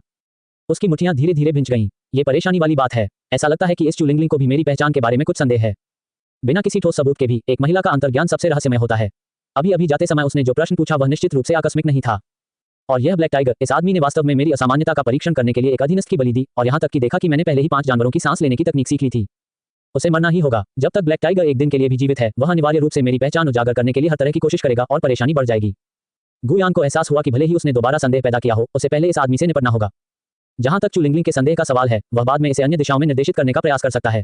यह कोई बड़ी समस्या नहीं होनी चाहिए। आखिरकार ऐसा इसलिए हुआ क्योंकि उनकी स्पष्ट पहचान बहुत कम थी। घर पर रहने वाले लकवाग्रस्त व्यक्ति को ऐसा लग रहा था जैसे कोई भी उस पर कदम रख सकता है। यदि उनकी वर्तमान पहचान एक शीर्ष चिकित्सा वैज्ञानिक की होती जिसने कैंसर का इलाज विकसित किया था, या सैकड़ों अरबों के समूह के सीईओ होते, तो इन सामान्य कानून प्रवर्तन अधिकारियों को उनकी जांच करने का अधिकार भी नहीं होता। यह अत्यावश्यक है। ... प्रवर्तन ब्यूरो की कार में ली कयून ने पीछे मुड़कर चू लिंगलिंग की ओर देखा और उत्सुकता से पूछा, आपने गुयांग से यह क्यों पूछा कि क्या वह हैकिंग जानता है? जानकारी के मुताबिक उन्होंने कॉलेज में सिविल इंजीनियरिंग में पढ़ाई की है, इसलिए उन्हें हैकिंग के बारे में ज्यादा जानकारी नहीं होनी चाहिए। चू लिंगलिंग ने कहा, जब हम अभी उसके घर की तलाशी ले रहे थे तो मुझे कंप्यूटर विज्ञान और चिकित्सा पर कुछ किताबें मिली। मैं मेडिकल की किताबें नहीं समझता, लेकिन मैं कंप्यूटर समझता हूँ। उनमें से कई पुस्तकें साधारण परिचयात्मक पुस्तकें नहीं हैं, बल्कि उन्नत पुस्तकें हैं जिन्हें कंप्यूटर विज्ञान का बहुत गहन स्तर तक अध्ययन करने के बाद ही समझा जा सकता है। मुझे संदेह है कि वह प्रौद्योगिकी जानता है और ब्लैक नाइट बुचर भी प्रौद्योगिकी जानता है। इस विश्लेषण को सुनने के बाद ली कयून ने अपना सिर हिलाया। मुझे लगता है कि आपकी संगति बहुत दूर की कड़ी है। सबसे पहले, गुयांग ने कॉलेज में कंप्यूटर विज्ञान में स्नातक नहीं किया था। दूसरे, शरीर थोड़ा ठीक होने के बाद उन्होंने ये किताबें पढ़ना शुरू किया। भले ही वह हैकिंग के बारे में थोड़ा भी जानता हो, लेकिन वह बहुत अधिक कुशल नहीं हो सकता। ब्लैक नाइट बुचर के हमारे पिछले विश्लेषण के अनुसार उसके पास मौजूद हैकिंग कौशल आपसे भी बेहतर हैं। आप यह नहीं कहेंगे कि गुयांग अस्पताल से जागने के बाद कुछ दिनों में कुछ किताबें पढ़कर हैकिंग कौशल में आपसे अधिक मजबूत महारत हासिल कर सकता है, क्या आप हैं? ये सुनने के बाद चू लिंगलिंग ने भी सिर हिलाया। मैं मानता हूं कि आप सही हैं। ये संभावना वास्तव में न्यूनतम है। हालांकि क्या होगा यदि ये लड़का लाखों में से एक प्रतिभाशाली है? इसके अलावा जब ब्लैक नाइट बुचर पहली बार सामने आया तो उसके पास कोई हैकिंग कौशल नहीं था। उसने उन्हें बाद में सीखा, है ना? लियू ताओ बगल में सुन रहे थे और इस समय थोड़ा असहज महसूस कर रहे थे। हालांकि आप एक स्वर्ण पदक जासूस हैं, मैं आपके तर्क से सहमत नहीं हूं। उस समय मैंने व्यक्तिगत रूप से गुयांग के संदेह को खारिज कर दिया था। मैंने यहाँ पूरे दिन और रात तक उसकी निगरानी की और ब्लैक नाइट बुचर अभी भी प्रकट हुआ और उसने किसी को मार डाला। अब आप केवल हैकिंग कौशल के बारे में जानकारी के आधार पर उसे ब्लैक नाइट बुचर से जोड़ रहे हैं, जो अतार्किक है। और गुयांग ने यह भी कहा कि वह केवल थोड़ा ही जानता है। चू लिंगलिंग ने खंडन नहीं किया। आप दोनों सही हैं, लेकिन आप ब्लैक टाइगर के मामले को कैसे समझाएंगे? क्या आपको नहीं लगता कि ब्लैक टाइगर वास्तव में एक मानसिक रोगी है? वह जियोंग चुवान का सबसे भरोसेमंद अधीनस्थ बनने में सक्षम था, इसलिए उसकी बुद्धिमत्ता में कोई समस्या नहीं है। हालांकि आज उसने बार बार ऐसा मूर्खतापूर्ण व्यवहार किया। अगर उसने जो कहा वह सच है तो क्या होगा? जैसे ही ब्लैक टाइगर का उल्लेख किया गया, ली कयून ने उपहास किया। सड़कों का एक बदमाश, कौन जानता है कि उसके सच्चे विचार क्या हैं? शायद वह उत्तेजित हो गया है और यहाँ पागल कुत्ते की तरह बेतरतीब ढंग से काट रहा है। बगल में लियू ताओ ने अपना सिर नीचे कर लिया। एक स्थानीय कानून प्रवर्तन अधिकारी के रूप में उन्हें स्वाभाविक रूप से ब्लैक टाइगर और जियोंग चुवान की पूरी समझ थी। उन्होंने इस ब्लैक टाइगर से कई बार डील की थी। वह सतर्क और बुद्धिमान था, अपने आज के प्रदर्शन से बिल्कुल अलग। क्या ऐसा हो सकता है कि जियोंग चुवान की मृत्यु के कारण वह सचमुच पागल हो गया हो? इसकी भी संभावना नहीं है। कुछ देर सोचने के बाद वह केवल आह भर सका। तो चलिए वापस चलते हैं और ब्लैक टाइगर से दोबारा पूछताछ करते हैं। फिर चू लिंगलिंग ने छोटा कंप्यूटर अपने हाथ में उठाया। मुझे आखिरी स्थान मिला जहां स्पाइडर घोस्ट का फोन सिग्नल उत्सर्जित हुआ था। चलिए उसका फोन ढूंढते हैं, शायद नए सुराग मिलें। ब्लैक टाइगर प्रवर्तन ब्यूरो के अंदर एक दृश्य बना रहा था। बेवकूफों, मैंने सुराग ढूंढने में तुम्हारी मदद की, लेकिन तुमने उन्हें महत्व नहीं दिया और मुझे यहाँ बंद कर दिया। ये बिल्कुल अज्ञानतापूर्ण है। क्या उन्होंने यह नहीं कहा कि न्याय में देर हो सकती है, लेकिन वह कभी अनुपस्थित नहीं होगा?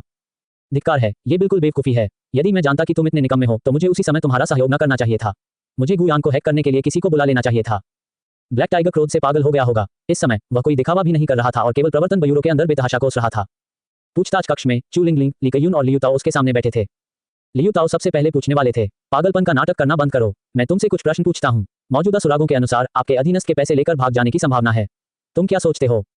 ब्लैक टाइगर ने जमीन पर थूका। बकवास, उसका परिवार सब मेरे हाथ में है। वह अकेले कहाँ भाग सकता है?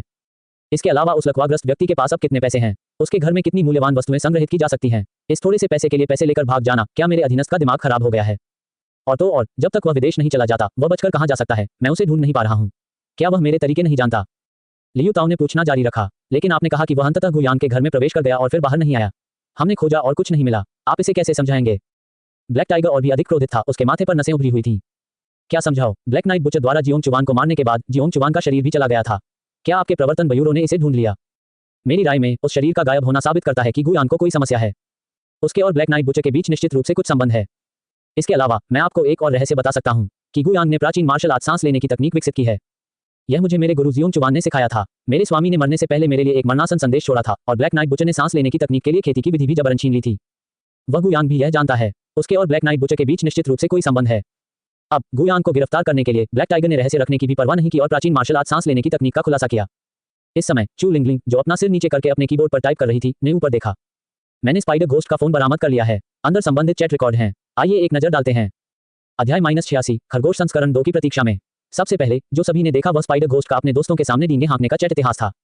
भाई, मैं आपको बता दूं, ब्लैक टाइगर ने व्यक्तिगत रूप से मुझे कुछ करने के लिए नामित किया था। जब तक यह मामला ठीक से चलेगा मैं अमीर बन जाऊंगा। हे भगवान, भाई, आपके पास अमीर बनने का ऐसा तरीका है? क्या आप मुझे भी साथ ला सकते हैं? ऐसा नहीं चलेगा। ब्लैक टाइगर ने कहा कि इसे गुप्त रखा जाना चाहिए और इसके लिए केवल एक व्यक्ति की आवश्यकता है।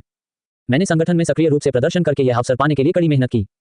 यह सचमुच शर्म की बात है। भूत भाई, अगर तुम अमीर हो जाओ तो अपने भाइयों के बारे में मत भूलना। चिंता मत करो, चिंता मत करो। जैसा कि कहा जाता है, जब कोई व्यक्ति आत्मज्ञान प्राप्त करता है तो उसकी मुर्गियां और कुत्ते भी स्वर्ग में चढ़ जाते हैं। मैं किसी को नहीं भूलूंगा। ... ऐसे ही कई चैट रिकॉर्ड थे। ये स्पष्ट था कि स्पाइडर घोस्ट ये सुनकर बहुत उत्साहित था कि उसे ब्लैक टाइगर द्वारा बुलाया जा रहा था। वह लगातार अपने आसपास के भाइयों के सामने डींगे मार रहा था। बड़ी मात्रा में चैट इतिहास पढ़ने के बाद चू लिंगलिंग ने कहा, मेरे अवलोकन के आधार पर इस स्पाइडर घोस्ट के पैसे लेकर फरार होने की संभावना अधिक नहीं है। ये निष्कर्ष सुनकर ब्लैक टाइगर तुरंत जोर से हंसा। मुझे ये पता था, वह हरामी गुयांग निश्चित रूप से संदिग्ध है। मुझे नहीं पता कि उसे मकड़ी के भूत से कहाँ छुटकारा मिला, लेकिन वह निश्चित रूप से अपने घर पर है। हो सकता है कि उसके घर में कोई बेहद गुप्त कमरा या कुछ और हो। लियू ताओ, जो उनके बगल में थे, ने फिर भी अपना सिर हिलाया और कहा, मुझे लगता है कि यह संभावना बहुत छोटी है। यह विला पहले गुयांग का नहीं था, वह कुछ दिन पहले ही यहाँ आया है। शवों को छुपाने के लिए एक गुप्त कमरा कुछ ही दिनों में कैसे बनाया जा सकता है?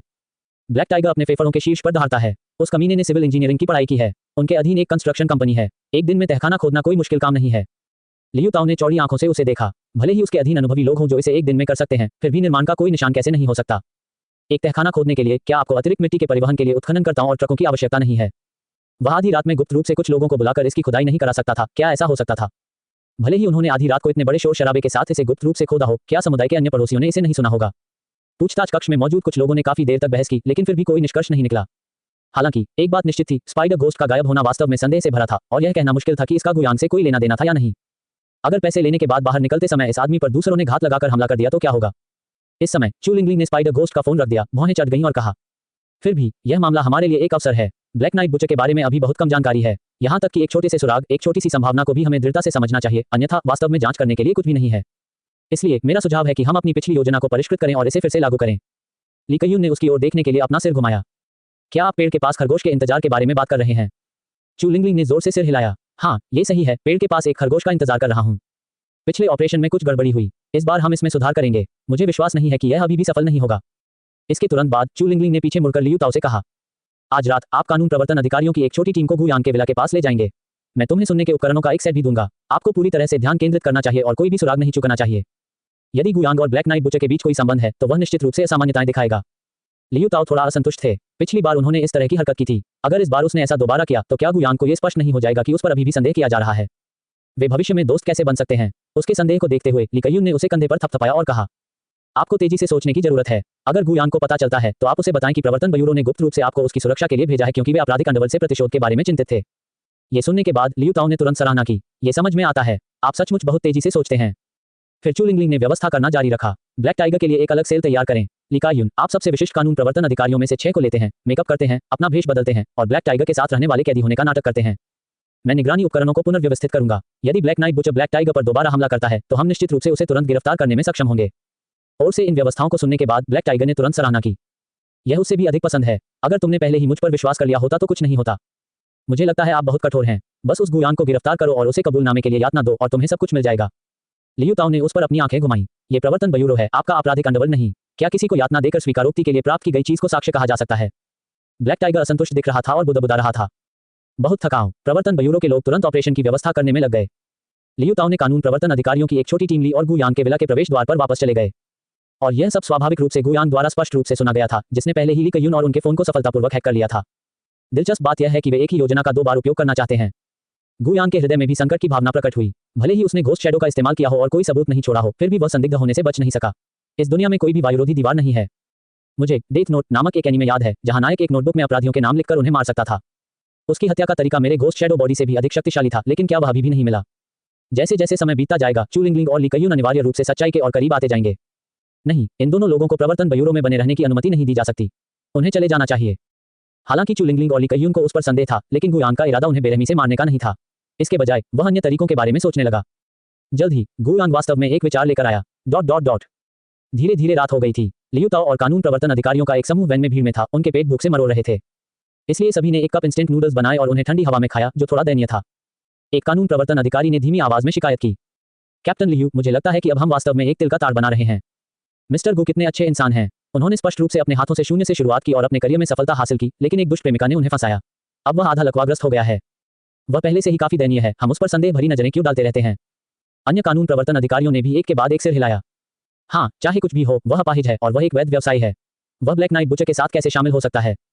वैसे भी मिस्टर गु के चेहरे को देखकर लगता है कि वह एक अच्छे इंसान हैं। मैं कहता हूँ, चलो बस कार्रवाई करें। ब्लैक नाइट बुचर वैसे भी केवल अपराधियों को मारता है। उसके साथ रहने पर शायद वह हमारे शहर में अपराध दर को भी कम कर सकता है। बिल्कुल, ऑनलाइन जनता भी ब्लैक नाइट बुचर का समर्थन करती है। ये व्यावहारिक रूप से लोगों की इच्छा है। हमें हर किसी के खिलाफ क्यों जाना चाहिए? हालांकि चू लिंगलिंग और ली कयून ने इस पर चर्चा की और महसूस किया कि गुयांग के बारे में अभी भी कुछ संदिग्ध बिंदु थे। करीब से निरीक्षण करने पर वे दूर की कोढ़ी लग रहे थे। पूरी रात जागकर निगरानी करने का काम सौंपे जाने के कारण सभी को कुछ नाराजगी महसूस हुई।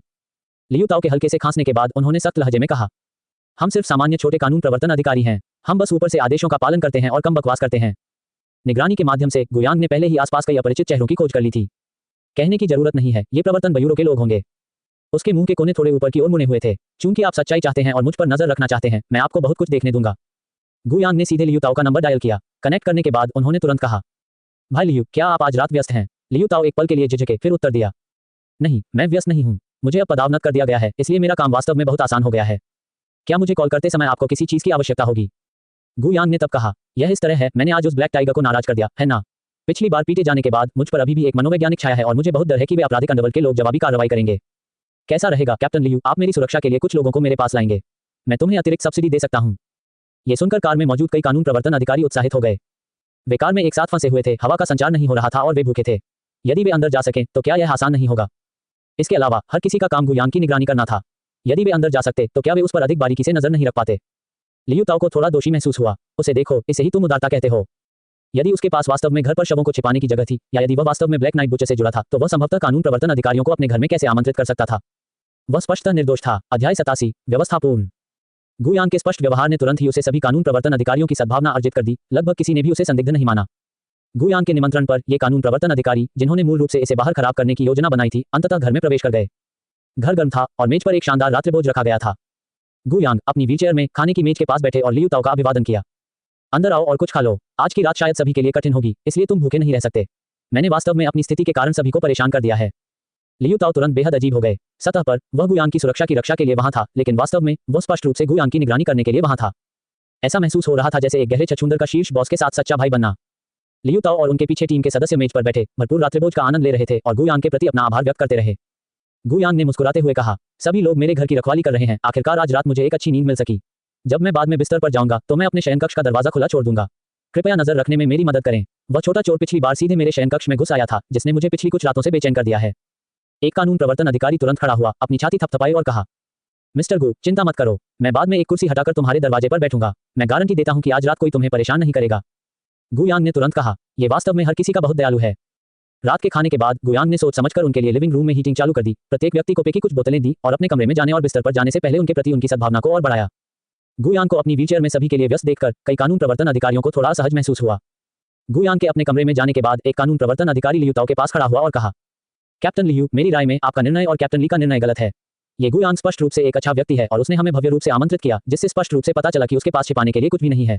वह एक संदिग्ध कैसे हो सकता है? भले ही ब्लैक टाइगर का अधीनस्थ पैसे लेकर नहीं भागा, लेकिन इसकी बहुत अधिक संभावना है कि वह किसी अन्य दुर्घटना के कारण गायब हो गया और उसका श्रीगु से कोई संबंध नहीं है। मूल रूप से ली कयुन और चू लिंगलिंग के साथ चर्चा के दौरान लियू ताओ ने गुयांग के प्रति अधिक संदेह विकसित किया था, लेकिन आज रात उनकी बातचीत से उन्हें लगा कि उन्होंने गलत निर्णय लिया है। ये गुयांग एक अच्छे आदमी की तरह दिखता है, चाहे आप उसे कैसे भी देखें। उसने आह भरी और अपना हाथ लहराया। आखिरकार वे इस मामले के प्रभारी मुख्य लोग हैं। हमें बस आदेशों का पूरी लगन से पालन करने की जरूरत है। क्या वे नहीं चाहते थे कि हम उनकी निगरानी करें? अब जब हम उनके घर में रह रहे हैं तो यह निगरानी श्रीगु को अपना नाम साफ करने में मदद करने का एक अवसर है। हर कोई सतर्क रहें। ओह, और अपने शरीर के कैमरे चालू रखना याद रखें। इस तरह जब हम वापस रिपोर्ट करेंगे तो हमारे पास सबूत होंगे। अनेक कानून प्रवर्तन अधिकारियों ने सिर हिलाया। समझ गया कैप्टन लियू, हम सावधान रहेंगे। एक पल सोचने के बाद लियू ताओ पीछे मुड़े और कहा, चूंकि हर कोई अंदर रह रहा है, आप चारों ओर नजर क्यों नहीं डालते और देखते कि क्या कोई संदिग्ध सुराग है? बेशक याद रखें कि उसके घर में कुछ भी नुकसान न करें। चूंकि हम पहले से ही यहाँ हैं, यह आखिरी बार होगा जब हम उसे परेशान करेंगे। बॉडी कैमरे के साथ सब कुछ रिकॉर्ड करें। हम भविष्य में इस तरह की चीज दोबारा नहीं कर सकते। लियू ताओ ने ऐसा कुछ हद तक इसलिए कहा क्योंकि चूंकि वे पहले से ही वहां थे, उन्हें अपना काम यथासंभव पूरी तरह से करना चाहिए और आंशिक रूप से गुयांग को संदेह से पूरी तरह से मुक्त करने के लिए इस अवसर का उपयोग करना चाहिए ताकि उन्हें भविष्य में उसे बार बार परेशान न करना पड़े। लियू ताओ सोफे पर बैठकर कानून प्रवर्तन अधिकारियों को इधर उधर व्यस्त देख रहा था और यह सोचकर कि गुयांग हाल ही में किस दौर से गुजरा था, वह आहें भरने से खुद को नहीं रोक सका। ये भाई गुयांग वास्तव में बदकिस्मत है। वह स्पष्ट रूप से एक होनहार युवा उद्यमी था, लेकिन उसकी प्रेमिका ने उससे पंगा ले लिया। न केवल कंपनी को बहुत सारा पैसा खोना पड़ा, बल्कि वह आधा लकवाग्रस्त भी हो गया और शायद उसे अपने जीवन के दूसरे भाग में वापसी करने का मौका नहीं मिलेगा। जब वह अंततः अस्पताल से बाहर निकला तो ब्लैक नाइट बुच दिखाई दिया और संयोग से जिन लोगों को ब्लैक नाइट बुच ने मारा वे सभी कुछ हद तक गुयांग से संबंधित थे। सीधे उसे इस पद पर धकेल दिया। एक संदिग्ध के बारे में व्हीलचेयर पर रहते हुए भी उस पर संदेह करना बहुत दयनीय है। क्या वह धरती पर अवतरित एक मनहूस व्यक्ति हो सकता है? जैसा कि लियू ताओ सोच रहा था, उसने अपनी जेब से अपना फोन निकाला और आसपास के सबसे प्रभावशाली मंदिर की ऑनलाइन खोज की। मुझे अपने भाई को यहाँ एक मंदिर में ले जाकर धूप जलाने और दुर्भाग्य से छुटकारा पाने का अवसर ढूंढना होगा। प्रवर्तन ब्यूरो के भीतर पहले से ही स्थापित सेल में ब्लैक टाइगर लोहे के बिस्तर पर आराम से लेटा हुआ था, पैर क्रॉस किए हुए आत्मसंतुष्ट दिख रहा था। एक रात के लिए 7 कानून प्रवर्तन अधिकारियों द्वारा व्यक्तिगत रूप से संरक्षित होने के लिए जब मैं बाहर निकलूंगा तो मेरे पास डींग मारने के लिए कुछ होगा। ओह, और उनमें से एक आपराधिक जांच कैप्टन भी है जिसने विदेश में प्रशिक्षण लिया है। कितना प्रभावशाली है। ली कयुन ने वर्तमान में एक विग और नकली दाढ़ी पहन रखी थी। उसके चेहरे पर नकली टैटू और एक निशान था। वह पहले से बिल्कुल अलग दिखता था, यहाँ तक कि उसकी अपनी मां भी उसे अपने सामने खड़ा नहीं पहचान पाती। ली कयून के अलावा 6 अन्य कानून प्रवर्तन अधिकारी थे जिन्होंने भेष बदलकर क्षेत्र में घुसपैठ की थी। वे सभी अब ब्लैक टाइगर की तरह जेल की वर्दी पहने हुए थे। यदि वे अपनी पहचान उजागर नहीं करते तो कोई भी यह नहीं बता पाता कि वे कैदी नहीं बल्कि ईमानदार कानून प्रवर्तन अधिकारी थे। प्रत्येक को जन्मजात खलनायक की तरह दिखने के लिए बनाया गया था। हालांकि इन 7 कानून प्रवर्तन अधिकारियों में से प्रत्येक की कमर पर एक हैंडगन छिपा हुआ था। ब्लैक नाइट बुचर को क्या था, उनमें वास्तव में खाली हाथ आने की हिम्मत नहीं थी। ब्लैक टाइगर की आत्मसंतुष्ट अभिव्यक्ति देखकर ली कयून पीछे मुड़े और उसकी ओर घूरकर देखा। अपना बदबूदार मुंह बंद करो। अगर ब्लैक नाइट बुचर ने तुम्हारी बात सुन ली तो हमारी योजना पूरी तरह से बर्बाद हो जाएगी। ब्लैक टाइगर ने उपेक्षापूर्वक अपना हाथ लहराया। चिंता मत करो, ब्लैक नाइट बुचर के पिछले हत्या पैटर्न के अनुसार वह केवल आधी रात के बाद ही काम करता है। अभी समय नहीं हुआ है। मुझे संदेह है कि ब्लैक नाइट बुचर की दिन की नौकरी आधी रात को समाप्त होती है। दिन के दौरान काम करना और रात में हत्या करना बहुत कठिन है। इसके बारे में क्या ख्याल है? क्या जेल की वर्दी पहनकर एक सेल में बंद होना अच्छा नहीं लगता है? ली कायून के मन में पहले से ही ब्लैक टाइगर के प्रति कोई अच्छी भावना नहीं थी। ब्लैक टाइगर का ताना सुनकर उसने ठंडे स्वर में कहा, बस आप इंतजार करें। जब बाद में ब्लैक नाइट बुचर आप पर हमला करेगा तो मैं गोली चलाने से पहले कुछ सेकंड इंतजार करूंगा। ये सबसे अच्छा होगा यदि आप ब्लैक नाइट बुचर के हाथों मर जाते हैं और फिर मैं उसे गोली मार दूंगा। यह एक महान 2-1 सौदा होगा। मैंने सुना है कि ब्लैक नाइट बुचर का चाकू बहुत तेज है, एक स्लैश किसी व्यक्ति के सिर को काट सकता है। इस खूबसूरत दृश्य को करीब से सराहना करने में सक्षम होना भी एक दुर्लभ अनुभव है। ब्लैक टाइगर की आत्मसंतुष्ट मुस्कान तुरंत उसके चेहरे पर तैर गई। उसने ली कायून की ओर देखा, जो गंभीर लग रहा था और बिल्कुल भी नहीं लग रहा था कि वह मजाक कर रहा है। वह 2 बार हल्के से खांसा। मैं कहता हूं, कैप्टन ली, आप अभी गंभीर नहीं थे, क्या आप थे? ली कयून ने कंधे उचकाए। आप क्या सोचते हैं? ब्लैक टाइगर में अब पहले जैसा अहंकारी रवैया दिखाने की हिम्मत नहीं रही। वह मुस्कुराते हुए कहते हुए सावधानी से बिस्तर से उठ बैठा। कैप्टन ली, मैं पहले सिर्फ मजाक कर रहा था, मूड को हल्का करने की कोशिश कर रहा था, गुस्सा मत होइए। मैं अब एक वैध व्यवसायी हूं। मैं वादा करता हूं कि इससे उबरने के बाद मैं और अधिक दान करूंगा और समाज को वापस लौटाऊंगा, एक पूरी तरह से सुधरा हुआ अच्छा इंसान बनूंगा। ली कयून ने ब्लैक टाइगर की बकवास के एक भी शब्द पर विश्वास न करते हुए व्यंग्य किया। अपना बदबूदार मुंह बंद करो। अब से यदि तुम एक और बात कहोगे जो मुझे परेशान करती है तो मैं गारंटी नहीं दे सकता कि आज रात क्या होगा। ब्लैक टाइगर ने सिर हिलाया और झुका, तुरंत अपना मुंह बंद कर लिया और बिस्तर पर दुबक गया। तभी ली कयून ने पीछे मुड़कर अन्य कानून प्रवर्तन अधिकारियों से कहा, हर कोई अपनी भूमिका निभाएं। जितना संभव हो सके कैदियों की तरह बनने की कोशिश करें। जब आपको सोना चाहिए तब सोएं, जब आपको ताश खेलना चाहिए तब ताश खेलें। आप बिल्कुल भी कोई खामी उजागर नहीं कर सकते। अन्य 6 कानून प्रवर्तन अधिकारियों ने तुरंत सिर हिलाया और अपना अपना प्रदर्शन शुरू कर दिया। ली कयून के ईयरपीस के माध्यम से चू लिंगलिंग की आवाज आई। पिछली बार मुझे संदेह था कि मैंने बहुत सारे निगरानी उपकरण स्थापित किए हैं जिसने ब्लैक नाइट बुचर का ध्यान आकर्षित किया। इसके अलावा दूसरे पक्ष के पास बेहद उच्च स्तरीय हैकिंग कौशल है जिससे उसे निगरानी छिपाना मुश्किल हो जाता है। इसलिए इस बार मैंने गुप्त रूप से एक कोने में एक लघु वीडियो रिकॉर्डर रखा। भले ही बिजली काट दी जाए, ये रिकॉर्डर के काम को प्रभावित नहीं करेगा। ब्लैक नाइट बुचर बेहद खतरनाक है। जब आप उसे दिखाई देते हैं तो तुरंत गोली मार देना, उसकी हिलने की क्षमता को अक्षम करना सबसे अच्छा है और अपनी रक्षा करो, समझे? ली कयून को भी थोड़ी घबराहट महसूस हुई। जितना अधिक उसने ब्लैक नाइट बुचर की हत्या के इतिहास के बारे में पढ़ा, उसे इस आदमी के प्रति उतना ही अधिक डर महसूस हुआ। अब इस जानलेवा दानव का आमने सामने सामना करते हुए दबाव महसूस न करना असंभव था। चिंता मत करो, मैं इसे संभाल लूंगा। अध्याय -88 हत्या, बर्खास्तगी एवं जांच। हालांकि आज की रात असाधारण रूप से लंबी लग रही थी।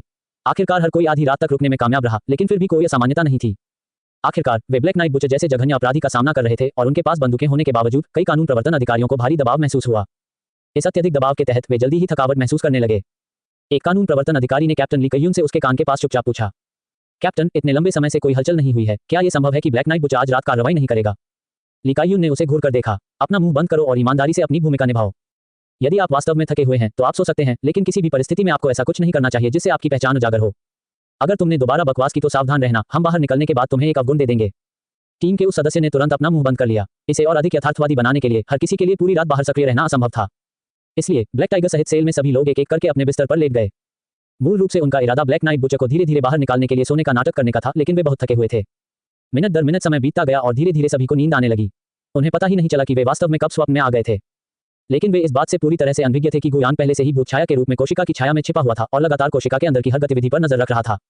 बेशक उन्होंने कोने में रखे लघु रिकॉर्डर और ऊपर लटके मॉनिटर की भी खोज की। गुयान ने सावधानीपूर्वक गणना की और तुरंत पाया कि सेल की निगरानी में 2 अंधे स्थान थे जो दीवारों और लोहे के बिस्तरों से अवरुद्ध थे, जिससे वे मॉनिटर के लिए अदृश्य हो गए थे। अवसर यही था। इस बार गुयान की कार्रवाई सिर्फ ब्लैक टाइगर को मारने के लिए नहीं थी, वह केस हैंडलिंग टीम से ली कयून और चू लिंगलिंग को हटाने का एक तरीका भी खोजना चाहता था। यह एक तीर से 2 शिकार करने की योजना थी। उसने समय देखा, सुबह के 4 बज चुके थे। थके हुए कानून प्रवर्तन अधिकारी सभी गहरी नींद में सो रहे थे। यहाँ तक कि निगरानी कक्ष में चू लिंगलिंग भी अपनी आंखें खुली रखने के लिए अत्यधिक नींद में संघर्ष कर रही थी और ब्लैक टाइगर गड़गड़ाहट की तरह खर्राटे ले रहा था। यह सर्वोत्तम अवसर था। गुयान ने अपने छायादार शरीर को नियंत्रित किया, धीरे धीरे उस अंधे स्थान पर चला गया जिसे उसने पहले पाया था और धीरे धीरे एक काले मानव आकृति में संघनित हो गया।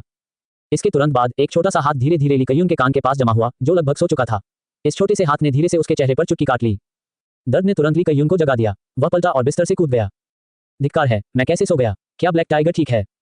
जागने पर पहला विचार ली कयून के मन में यह जांचने का आया कि ब्लैक टाइगर अभी भी जीवित है या नहीं। अगर ब्लैक टाइगर को पिछली बार वेनमुली की तरह फिर से उसकी नाक के नीचे मार दिया गया तो यह बहुत बड़ी शर्मिंदगी होगी। लेकिन जब ली कयून ने पलट कर देखा तो उसे तुरंत ब्लैक टाइगर के पीछे कोने में एक काली आकृति दिखाई दी। Black knight butcher. Li Kayun तुरंत चौंक गया, उसके रोंगटे खड़े हो गए और उसकी खोपड़ी में झुनझुनी होने लगी। उसने सजगता से अपनी कमर से बंदूक खींची और दहाड़ा, हिलना मत। हालांकि उसने काले व्यक्ति का दाहिना हाथ ऊंचा उठा हुआ देखा। इस गंभीर स्थिति में ली कयुन ने सीधे ट्रिगर खींच लिया। वह पहले ब्लैक नाइट बुचर को वश में करना चाहता था। हालांकि ली कयुन ने ध्यान नहीं दिया कि जिस क्षण उसने अपनी बंदूक निकाली, काले चांदी से बना एक धागा पहले से ही थूथन के चारों ओर लपेटा हुआ था। जैसे ही उसने ट्रिगर खींचा, इस धागे ने धीरे से उसके थूथन को बाईं ओर खींच लिया। ठीक इसी समय उसकी चीख सुनकर ब्लैक टाइगर ने भी काप की तरह पलटी मारी और बिस्तर से उछल पड़ा। जो गोली चलाई गई वह ब्लैक टाइगर के माथे पर सटीक रूप से लगी, जिससे तुरंत ब्लैक टाइगर के लिए तीसरी आंख बन गई। ब्लैक टाइगर ने एक शब्द भी नहीं कहा और एक थंप के साथ वह सीधे जमीन पर गिर गया। खून से फर्श तुरंत लाल हो गया। इस बंदूक की गोली ने स्वाभाविक रूप से सेल के अन्य कानून प्रवर्तन अधिकारियों को चौंका दिया। हर कोई अपने बिस्तर से कूद गया, अपनी कमर से बंदूकें निकाली और ध्यान से चारों ओर देखा, लेकिन कुछ नहीं मिला। कैप्टन ली, क्या आपने ब्लैक नाइट बुचर देखा? वहां कोई क्यों नहीं है? ली कायुन को बिल्कुल भी उम्मीद नहीं थी कि उनका शॉट ब्लैक टाइगर के सिर पर लगेगा। उसने अपना सिर घुमाया और फिर कोने की ओर देखा। जो काली आकृति उसने अभी देखी थी वह पहले ही जा चुकी थी। वहां कुछ भी नहीं था, जैसे कि सब कुछ एक भ्रम था। जमीन पर ब्लैक टाइगर का शरीर ही एकमात्र वास्तविकता बची थी। इस क्षण सभी कानून प्रवर्तन अधिकारी स्तब्ध रह गए। उनके मन में केवल एक ही विचार था, हम बड़ी मुसीबत में हैं। उनके बगल वाला कानून प्रवर्तन अधिकारी तुरंत उत्सुकता से चिल्लाया, कैप्टन ली, आपने ब्लैक टाइगर को कैसे मारा? अभी क्या देखा? क्या आपने ब्लैक नाइट बुचर देखा? ली कायुन थंप के साथ बिस्तर पर बैठ गए और उनके हाथ में मौजूद बंदूक खड़कार के साथ जमीन पर गिर गई। ऐसा कैसे हो सकता है? मैंने इसे स्पष्ट रूप से देखा। मैं स्पष्ट रूप से उस दिशा में लक्ष्य नहीं बना रहा था। इस समय ली कयुन को एक बड़ा झटका लगा। भले ही यह ब्लैक टाइगर स्थानीय ठगों की पृष्ठभूमि से आया था, लेकिन उसने स्वयं कोई विशेष गंभीर अपराध नहीं किया था। इस बार झूठे आरोप और मारपीट के लिए वह अधिक से अधिक कुछ दिनों के लिए प्रवर्तन ब्यूरो में रहेंगे और फिर रिहा हो जाएंगे। और अब उसने व्यक्तिगत रूप से एक निर्दोष व्यक्ति की हत्या कर दी थी। उनका करियर लगभग खत्म हो गया था। इस तरह के हंगामे ने चू लिंगलिंग और गुवान चांगान को भी तुरंत आकर्षित किया। चू लिंगलिंग ने तुरंत कोने में रखे रिकॉर्डर को उठाया, निगरानी फुटेज को निर्यात किया और उसकी सावधानीपूर्वक जांच की।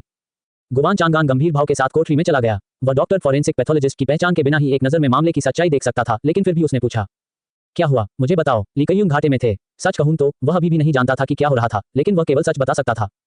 मैं उस समय पहले से ही सो रहा था और अचानक मुझे लगा कि किसी ने मेरे चेहरे पर चुटकी काटी है। तब मैं चौंक गया और जागने के बाद मेरा पहला विचार ब्लैक टाइगर को देखने का था। परिणामस्वरूप मैं पीछे मुड़ा और कोने में एक आकृति देखी। वह प्रसिद्ध ब्लैक नाइट बुचर होना चाहिए था। मैंने उसे ब्लैक टाइगर पर हमला करने की तैयारी करते देखा और स्थिति अत्यावश्यक थी, इसलिए मैंने सीधे अपनी बंदूक निकाली और ट्रिगर खींच लिया।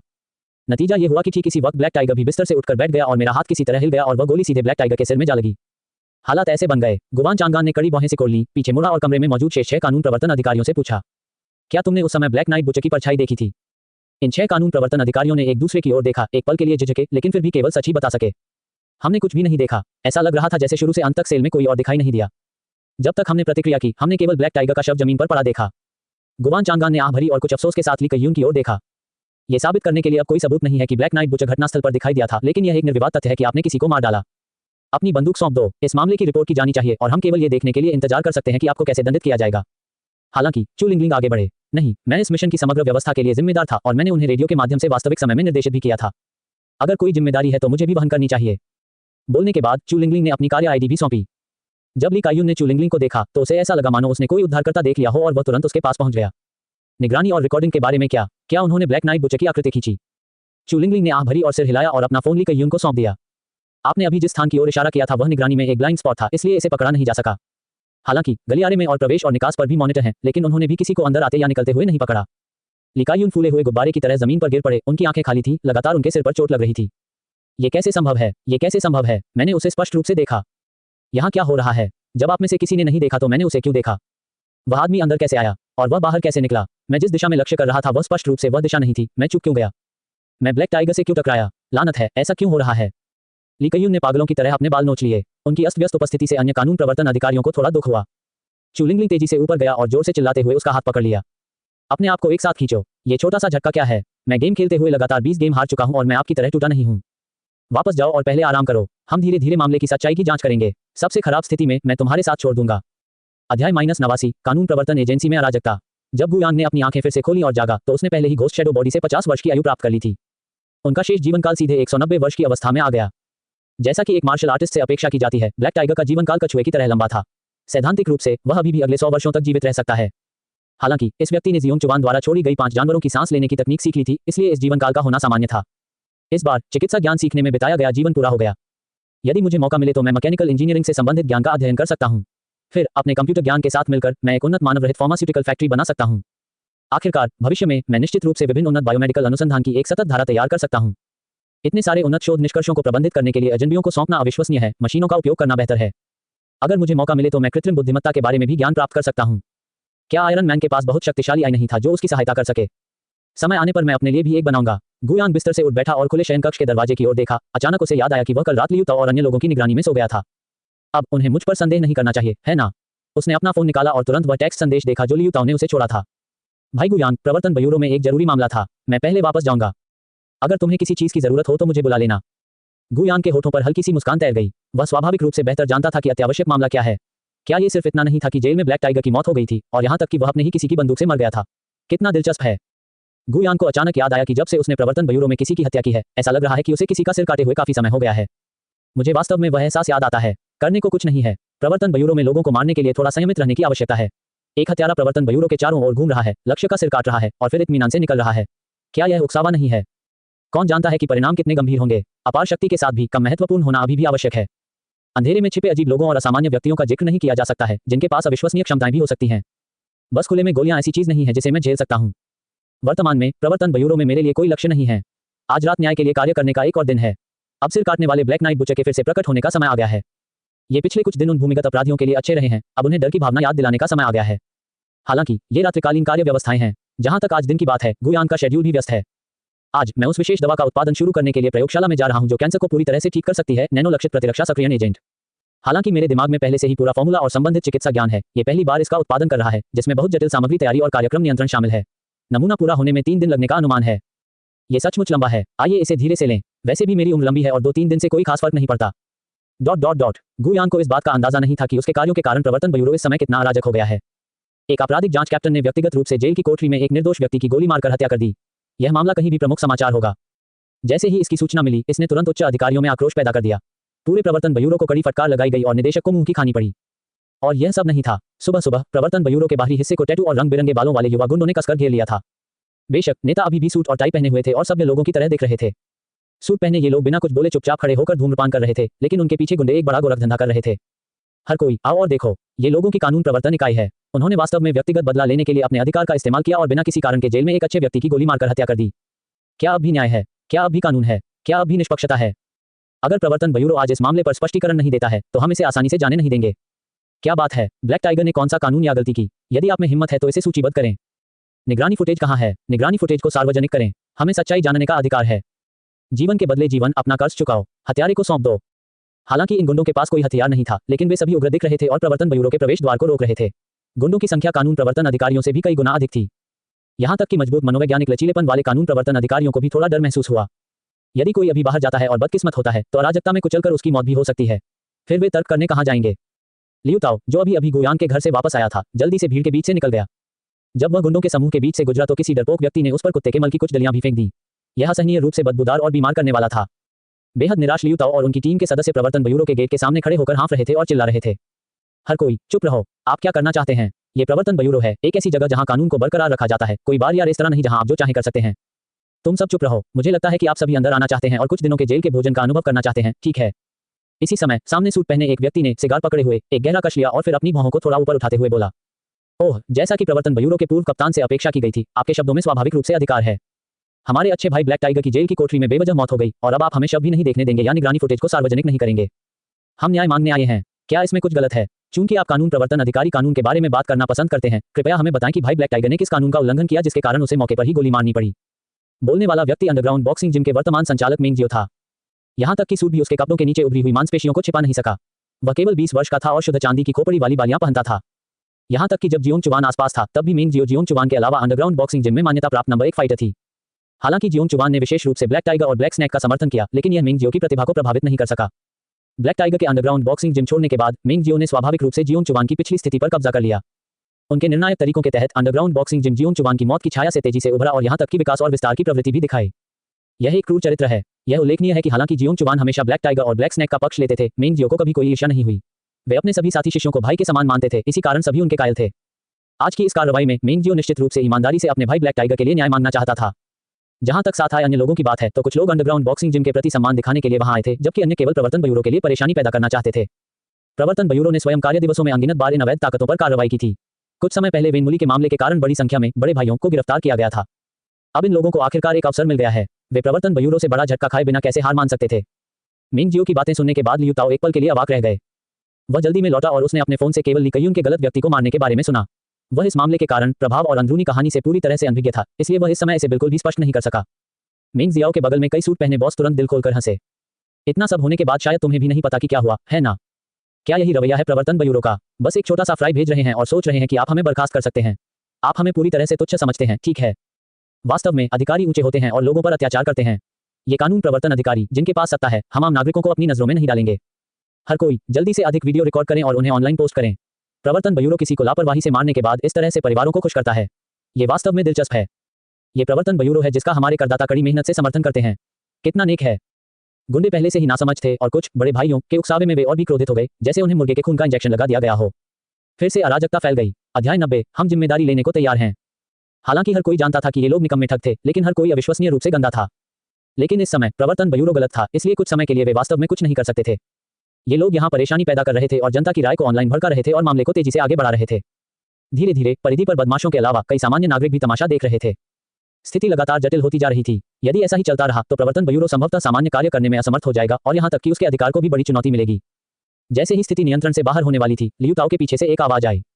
वह अपने बारे में नहीं बोल सकता। अगर मैं व्यक्तिगत रूप से आपसे बात करूं तो कैसा रहेगा? क्या ये रवैया काफी ईमानदार है? लियू ताओ और अन्य लोग एक तरफ चले गए और निदेशक गुवान अपनी वर्दी पहनकर गंभीर अभिव्यक्ति के साथ बाहर चले गए। इस प्रभावशाली उपस्थिति ने उसके सामने मौजूद गुंडों को लगभग तुरंत ही चुप करा दिया। अपनी सिगरेट का कश लेने के बाद मेंग जियो ने निर्देशक गुवान के पैरों की ओर बट उछाला। उनका चेहरा उत्तेजना से भरा हुआ था। बेशक निर्देशक गुवान अपने लिए बोल सकते हैं, लेकिन आप क्या कहना चाहते हैं? वैसे भी यहाँ बहुत सारे लोग हैं, मैं देखना चाहूंगा कि क्या आप कुछ भी उचित कह सकते हैं। इस बार मेंग जियो और अन्य आश्वस्त थे क्योंकि वे अच्छी तरह से जानते थे कि वे सही थे। निदेशक गुवान ने बोलने से पहले सभी की ओर देखा। वीडियो और बॉडी में आंतरिक रहस्य शामिल हैं और उनका खुलासा नहीं किया जा सकता है। हालांकि मैं आपको ब्लैक टाइगर की मौत के बारे में समझा सकता हूं। ब्लैक टाइगर को गिरफ्तार करने और कैद करने का कारण पूरी तरह से स्वैच्छिक था। वह ब्लैक नाइट बुचर को पकड़ने में प्रवर्तन ब्यूरो की सहायता के लिए खुद को चारे के रूप में इस्तेमाल करना चाहता था। कल रात ब्लैक नाइट बुचर प्रकट हुआ और उसका इरादा ब्लैक टाइगर पर हमला करने का था। तात्कालिकता के क्षण में हमारे आपराधिक जांच कप्तान ली कयुन के पास गोली चलाने के अलावा कोई विकल्प नहीं था और इस प्रक्रिया में गलती से ब्लैक टाइगर की मौत हो गई। इस मामले के लिए वास्तव में प्रवर्तन ब्यूरो जिम्मेदार है।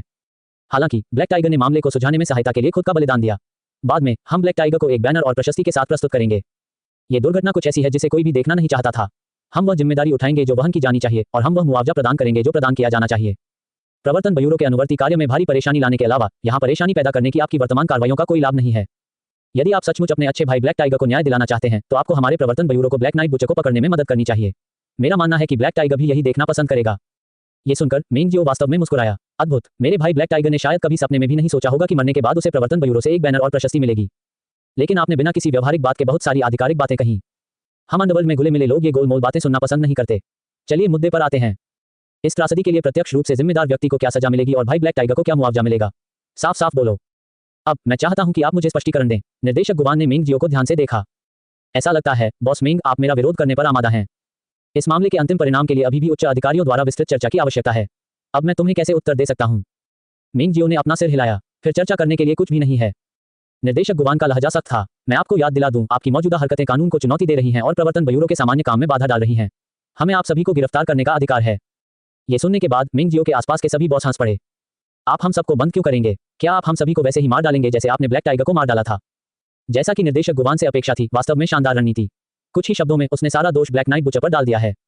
ये प्रवर्तन ब्यूरो है। क्या ब्लैक नाइट बुचर किसी को मारने के लिए यहाँ आएगा? तुम्हें लगता है कि तुम एक उपन्यास लिख रहे हो? हा, आपने एक बैनर का भी उल्लेख किया है। क्या आपको लगता है कि हमें आपके प्रवर्तन ब्यूरो के बैनर की परवाह है? घर पर रहकर अपने पूर्वजों को गौरवान्वित करने के लिए, है ना? ये प्रफुल्लित करने वाला है हर कोई। आप हम सभी को गिरफ्तार करना चाहते हैं, लेकिन मुझे आश्चर्य है कि क्या आपके प्रवर्तन ब्यूरो की कोशिकाओं में पर्याप्त जगह है। निर्देशक गुवान की उपस्थिति ने निस्संदेह इन कानून तोड़ने वालों को कुछ हद तक खुद को नियंत्रित करने के लिए मजबूर किया, लेकिन उन्हें चुपचाप तितर बितर कर देना इतना आसान नहीं था। ऐसा नहीं है कि बुरे लोग निर्दयी होते हैं, यह है कि बुरे लोग सही हैं और कानून को समझते हैं। यहाँ तक कि इस समय निर्देशक गुवान के पास भी उनसे निपटने का कोई रास्ता नहीं था। निर्देशक गुवान बहुत स्पष्ट थे कि ये लोग क्या सोच रहे थे। मेंग जियाओ कमोबेश वास्तव में ब्लैक टाइगर के लिए अपना गुस्सा निकालने की कोशिश कर रहा था, जबकि अन्य बदमाश प्रवर्तन ब्यूरो पर कदम रखने के लिए यहाँ थे। यह एक प्रदर्शन था। प्रवर्तन ब्यूरो को थोड़ी तकलीफ पहुंचाए बिना वे आज निश्चित रूप से हार नहीं मानेंगे। निर्देशक गुवान को अविश्वसनीय रूप से दबा हुआ महसूस हुआ। सुबह सुबह उसे अपने वरिष्ठ अधिकारी से 1-2 घंटे तक कड़ी डांट खानी पड़ी थी। इससे पहले उन्होंने अंततः बड़ी संख्या में कानून तोड़ने वालों को पकड़ा था और पुराने मामलों की समीक्षा की थी, जिससे उन्हें कुछ योग्यता मिली थी। अभी तक ऊपर से सराहना भी नहीं आई थी और अब एक ही पल में सब कुछ खत्म हो गया। जब उसने उस मामले को निपटाया ही था, तभी उसका सामना नीचे परेशानी पैदा करने वाले इन बदमाशों से हुआ। मामले को बदतर बनाने के लिए प्रवर्तन ब्यूरो वास्तव में इस घटना में गलत था, जिससे वे अनिश्चित हो गए कि इसे कैसे संभाला जाए। यदि उन्हें कड़े कदम उठाने पड़े तो यह अनिवार्य रूप से ऑनलाइन जनमत की लहर पैदा करेगा और वह अपना पद भी खो सकते हैं। जैसे ही निर्देशक गुवान अभिभूत महसूस कर रहे थे, चू लिंगलिंग और ली कयुन आखिरकार सामने आए। ली कयुन आगे बढ़े और जोर से कहा, मैंने ही उसे मारा है। अगर तुम्हें कोई दिक्कत है तो मेरे पास आओ, मैं जिम्मेदारी लेने को तैयार हूँ। चू लिंगलिंग भी ली कयुन के साथ खड़ा था। मैं इस योजना का योजनाकार और कार्यान्वयन करता था, मैं जिम्मेदारी भी ले सकता हूँ। दृश्य में सभी की निगाहें चू लिंगलिंग और ली कयुन पर टिक गईं।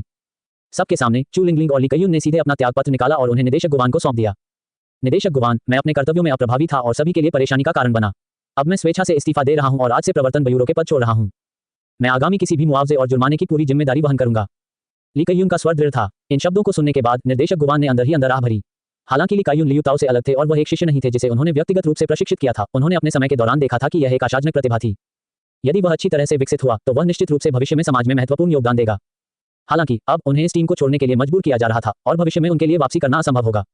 कितने अफसोस की बात है, इतने वर्षों में उसने जो भी कौशल सीखे थे वे सब बर्बाद होने वाले थे।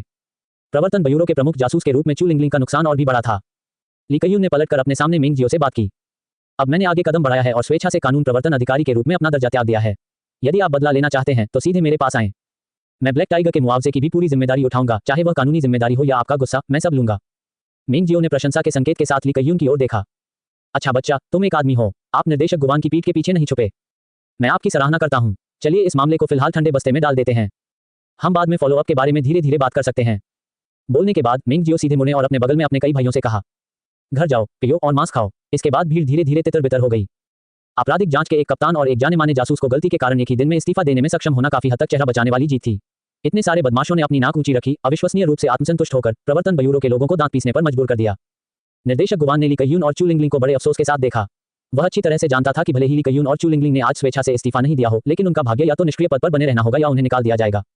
आखिरकार यह एक मानव जीवन था, कोई आसानी से तय होने वाली चीज नहीं। मैंने पहले ही आपके लिए उच्च अधिकारियों को समझा दिया है। प्रवर्तन ब्यूरो के कई सहकर्मी इस बात की गवाही दे सकते हैं कि यह अत्यावश्यकता के क्षण में हुई आकस्मिक गोलीबारी थी। हालांकि फिर भी अधिक से अधिक यह आपको केवल कारावास से बचा सकता है और इसके परिणामस्वरूप निलंबित सजा या ऐसा ही कुछ हो सकता है। आगे का मुआवजा और जिम्मेदारी भी तुम्हें ही उठानी पड़ेगी। यदि आपको कोई कठिनाई हो तो आप मेरे पास आ सकते हैं और मैं रास्ता खोजने का प्रयास करूंगा। ली कयुन का चेहरा पीला और बेहद थका हुआ था। ये कुछ घंटे यकीनन उसके जीवन में अब तक के सबसे कठिन अनुभव थे। ये ठीक है निर्देशक गुवान, यह मेरी गलती है, मैं इसे संभाल सकता हूँ। चू लिंगलिंग ने अपनी छोटी मुट्ठी से उसके बगल में उसकी छाती पर हल्के से मुक्का मारा। किस बात का डर है भाई, बड़ी बहन इसे अपने साथ ले जाएगी। यदि हम आधिकारिक नहीं हो सकते तो हम करियर बदल देंगे और निजी जासूस बन जाएंगे। मैंने सुना है कि वे आधिकारिक लोगों की तुलना में अधिक पैसा कमाते हैं। अब से बड़ी बहन तुम्हारा साथ देगी। अध्याय -91। मैं इच्छुक नहीं हूँ। ली कयुन ने अपने बगल में चू लिंगलिंग को देखा और अपने दिल में भावनाओं की लहर महसूस की। जैसा कि कहा जाता है, विपत्ति व्यक्ति के असली चरित्र को उजागर करती है। चू लिंगलिंग पूरी तरह से सारी जिम्मेदारी उस पर डाल सकती थी और अप्रभावित रह सकती थी, लेकिन वह बोझ साझा करने को तैयार थी। ली कयुन के हृदय में कृतज्ञता अवर्णनीय थी। आखिरकार उसका सच्चा हृदय किसी गलत व्यक्ति को नहीं दिया गया था। चू लिंगलिंग की सांत्वना सुनने के बाद उनके मूड में काफी सुधार हुआ। हालांकि उसके बगल में लियू ताओ ने भौहें चढ़ाईं और कहा, सतह पर हमें जो जिम्मेदारियां उठानी चाहिए वे मामूली मुद्दे हैं, कुछ प्रशासनिक दंड या वित्तीय मुआवजे से ज्यादा कुछ नहीं। हालांकि पर्दे के पीछे की परेशानी छोटी नहीं है। इससे पहले जब आप कानून प्रवर्तन अधिकारी की वर्दी पहनते थे, भले ही वे ठग अराजक होते तो भी वे किसी बाघ की पीठ में छेद करने की हिम्मत नहीं करते थे। लेकिन अब आप सामान्य लोगों के रूप में अपनी पहचान में लौट आए हैं, जिसका मतलब है कि आपको इन चालाक खलनायकों की काली रणनीति का सामना करना होगा।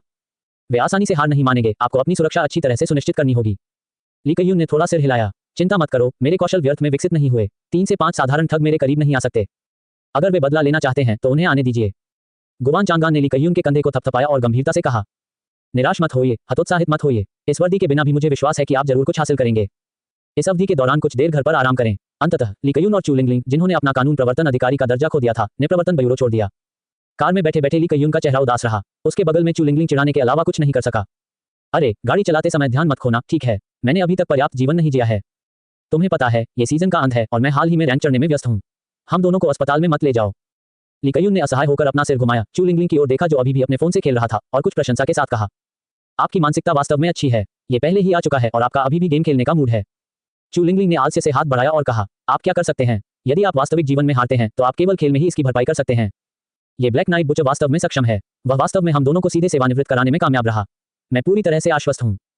ली कयुन की आंखें अचानक तेज हो गईं। वह पीछे मुड़ा और उसकी ओर घूरकर पूछा, क्या आप सचमुच हार मानने को तैयार हैं? चू लिंगलिंग ने अपना फोन रख दिया, अपनी आंखें सिकोड़ लीं और जवाब दिया, इससे आपका क्या मतलब है? अब हम कानून प्रवर्तन अधिकारी नहीं हैं, इसलिए चाहकर भी हमारे पास जांच करने की हैसियत नहीं है। हालांकि ली कयुन की अभिव्यक्ति गंभीर थी। क्या आपने अभी यह नहीं कहा कि हम अभी भी निजी जासूस बन सकते हैं? कृपया, निजी जासूसों का काम आमतौर पर खोई हुई बिल्लियों और कुत्तों को ढूंढना या पति या पत्नी की बेवफाई का सबूत ढूंढना है। क्या आपने कभी किसी निजी जासूस को हत्या के मामले की जांच करते देखा है? ली कयुन ने अपने दांत कसकर भींच लिए, यहाँ तक कि अपने मसूड़ों को तब तक काटते रहे जब तक कि उनसे खून न बहने लगे। लेकिन मैं हार मानने को तैयार नहीं हूँ, मैं आश्वस्त नहीं हूँ। चू लिंगलिंग ने हताश होकर कहा, आप इतने बुरे क्यों हैं, फिर भी खेलना चाहते हैं? यदि तुम हार गए तो तुम हार गए। जीवन एक खेल की तरह है। यदि आप एक राउंड हार जाते हैं तो बस अगला राउंड शुरू कर दें। जो राउंड आप हार चुके हैं उसे दोबारा क्यों खेलते रहें? क्या ये केवल अप्रसन्नता मांगना नहीं है? हम पहले ही बहुत सारे मामले सुलझा चुके हैं। क्या कभी कभार असफलता मिलना सामान्य बात नहीं है? हम भगवान नहीं हैं, हम कैसे जीतते रह सकते हैं? चूलिंगलिंग यात्री सीट पर पीछे की ओर झुक गई, अनुपस्थित भाव से खिड़की के बाहर के दृश्यों को देख रही थी। ऐसा लग रहा था मानो उसका वास्तव में ब्लैक नाइट बुचर को आगे बढ़ाने का कोई इरादा नहीं था। ली कायून ने ब्रेक लगाकर कार को सड़क के बीच में रोक दिया। चूलिंगलिंग को लगभग बाहर कर दिया गया था। सौभाग्य से सीट बेल्ट ने उसकी रक्षा की, लेकिन इसने उसे निचोड़ भी लिया, जिससे उसकी खांसी रुक रुक कर नहीं हुई। अरे अरे अरे, तुम क्या कर रहे हो? क्या तुम मुझे मारने की कोशिश कर रहे हो? ली कायून ने सीधे चूलिंगलिंग की ओर देखा और कहा, मुझे बदला चाहिए, मेरी मदद करो। चूलिंगलिंग कुछ और चुटकुले बनाना चाहती थी, लेकिन जब उसने ली कायून की आंखों को देखा तो वह तुरंत उसके विचारों को समझ गई। कई वर्षों तक भागीदार के रूप में वे एक दूसरे को कैसे नहीं समझ सके। वह अच्छी तरह से जानती थी कि भले ही वह मदद करने के लिए सहमत न हो, लेकिन ली कायून निश्चित रूप से हार नहीं मानेगी। इस जीवन काल में उसे और ब्लैक नाइट बुचर को एक संकल्प लेना होगा। अंत में चूलिंगलिंग का दिल नर्म हो गया और उसने पीछे मुड़कर पूछा, मुझे उस रात क्या हुआ इसके बारे में और बताएं। क्या आप वाकई ब्लैक नाइट बुचर की आकृति देख चुके हैं और यह पूरी तरह से जाग न पाने के कारण हुआ मतिभ्रम नहीं था? ली कायून ने जोर से सिर हिलाया। मैं 100% आश्वस्त हूं कि यह मतिभ्रम नहीं था। इतना स्पष्ट मतिभ्रम कैसे हो सकता है? अब भी मुझे याद है कि वह आदमी कैसा दिखता था। वह सिर से पैर तक काला था, स्याही जितना काला। हालांकि कोठरी में बत्तियां बुझ चुकी थीं, फिर भी कुछ हल्की रोशनी थी। सैद्धांतिक रूप से मुझे कुछ अन्य विशेषताएं देखने में सक्षम होना चाहिए था, लेकिन अजीब बात है कि ब्लैक नाइट बुचर के बारे में मेरी धारणा में काले रंग के अलावा और कुछ नहीं था। मुझे ये भी संदेह है कि यह लड़का अल्ट्रामैन जैसा था, जिसने काले रंग का बॉडी सूट पहना हुआ था, जिससे उसका पूरा शरीर ढका हुआ था। वह वास्तव में एक सतर्क व्यक्ति है। चूलिंगलिंग ने पूछताछ जारी रखी। जिस दिशा में आपने गोली चलाई थी वही वह कोना था जिसका आपने उल्लेख किया था, तो आपने ब्लैक टाइगर को क्यों मारा? क्या तुम्हारा हाथ कांप रहा था, या आप चूक गए और डिस्चार्ज हो गया? ली कायून ने अपना सिर हिलाना जारी रखा और कहा, यह असंभव है। मैंने घरेलू और अंतर्राष्ट्रीय स्तर पर पेशेवर प्रशिक्षण प्राप्त किया है। चाहे चीन में हो या विदेश में, पुलिस अकादमी से मेरे स्नातक परिणाम हमेशा प्रथम स्थान पर रहे। भले ही मैंने अपनी आंखें बंद कर लीं और गोली चला दी, मैं बुलसाई को मार सकता था। यह मिसफायर या मिस कैसे हो सकता है? चूलिंगलिंग ने अस्थायी रूप से एक बहाना सोचा और कहा, क्या ऐसा हो सकता है कि आप बहुत घबराए हुए थे क्योंकि आपको लगा कि आप ब्लैक नाइट बुचर का सामना कर रहे हैं? ली कायून ने उसके सामने स्टीयरिंग व्हील पर जोर से अपनी मुट्ठी मारी। बिल्कुल असंभव। मैं गारंटी दे सकता हूं कि उस समय मैंने जो दिशा लक्षित की थी वह पूरी तरह से सही थी। मेरे द्वारा ब्लैक टाइगर के सिर पर प्रहार करने का मुख्य कारण दो कारण थे। सबसे पहले, उस ब्लैक टाइगर की किस्मत कुछ ज्यादा ही खराब थी। वह ठीक उसी समय पलट गया और उठ गया, और उसकी हरकत बहुत तेज थी। मैं बिल्कुल भी प्रतिक्रिया नहीं कर सका। दूसरी बात, जैसे ही मैंने ट्रिगर दबाया, ऐसा लगा जैसे किसी चीज ने मेरी पिस्तौल की बैरल खींच ली हो। ये ठीक यही दो कारण थे जिनकी वजह से मुझे गलती से ब्लैक टाइगर को गोली मारनी पड़ी। लेकिन मैं कितना भी कहूं, कोई मुझ पर विश्वास नहीं करता। उन्हें बस यही लगता है कि मैं बहाना बना रहा हूं। मैं सचमुच पागल हो रहा हूं।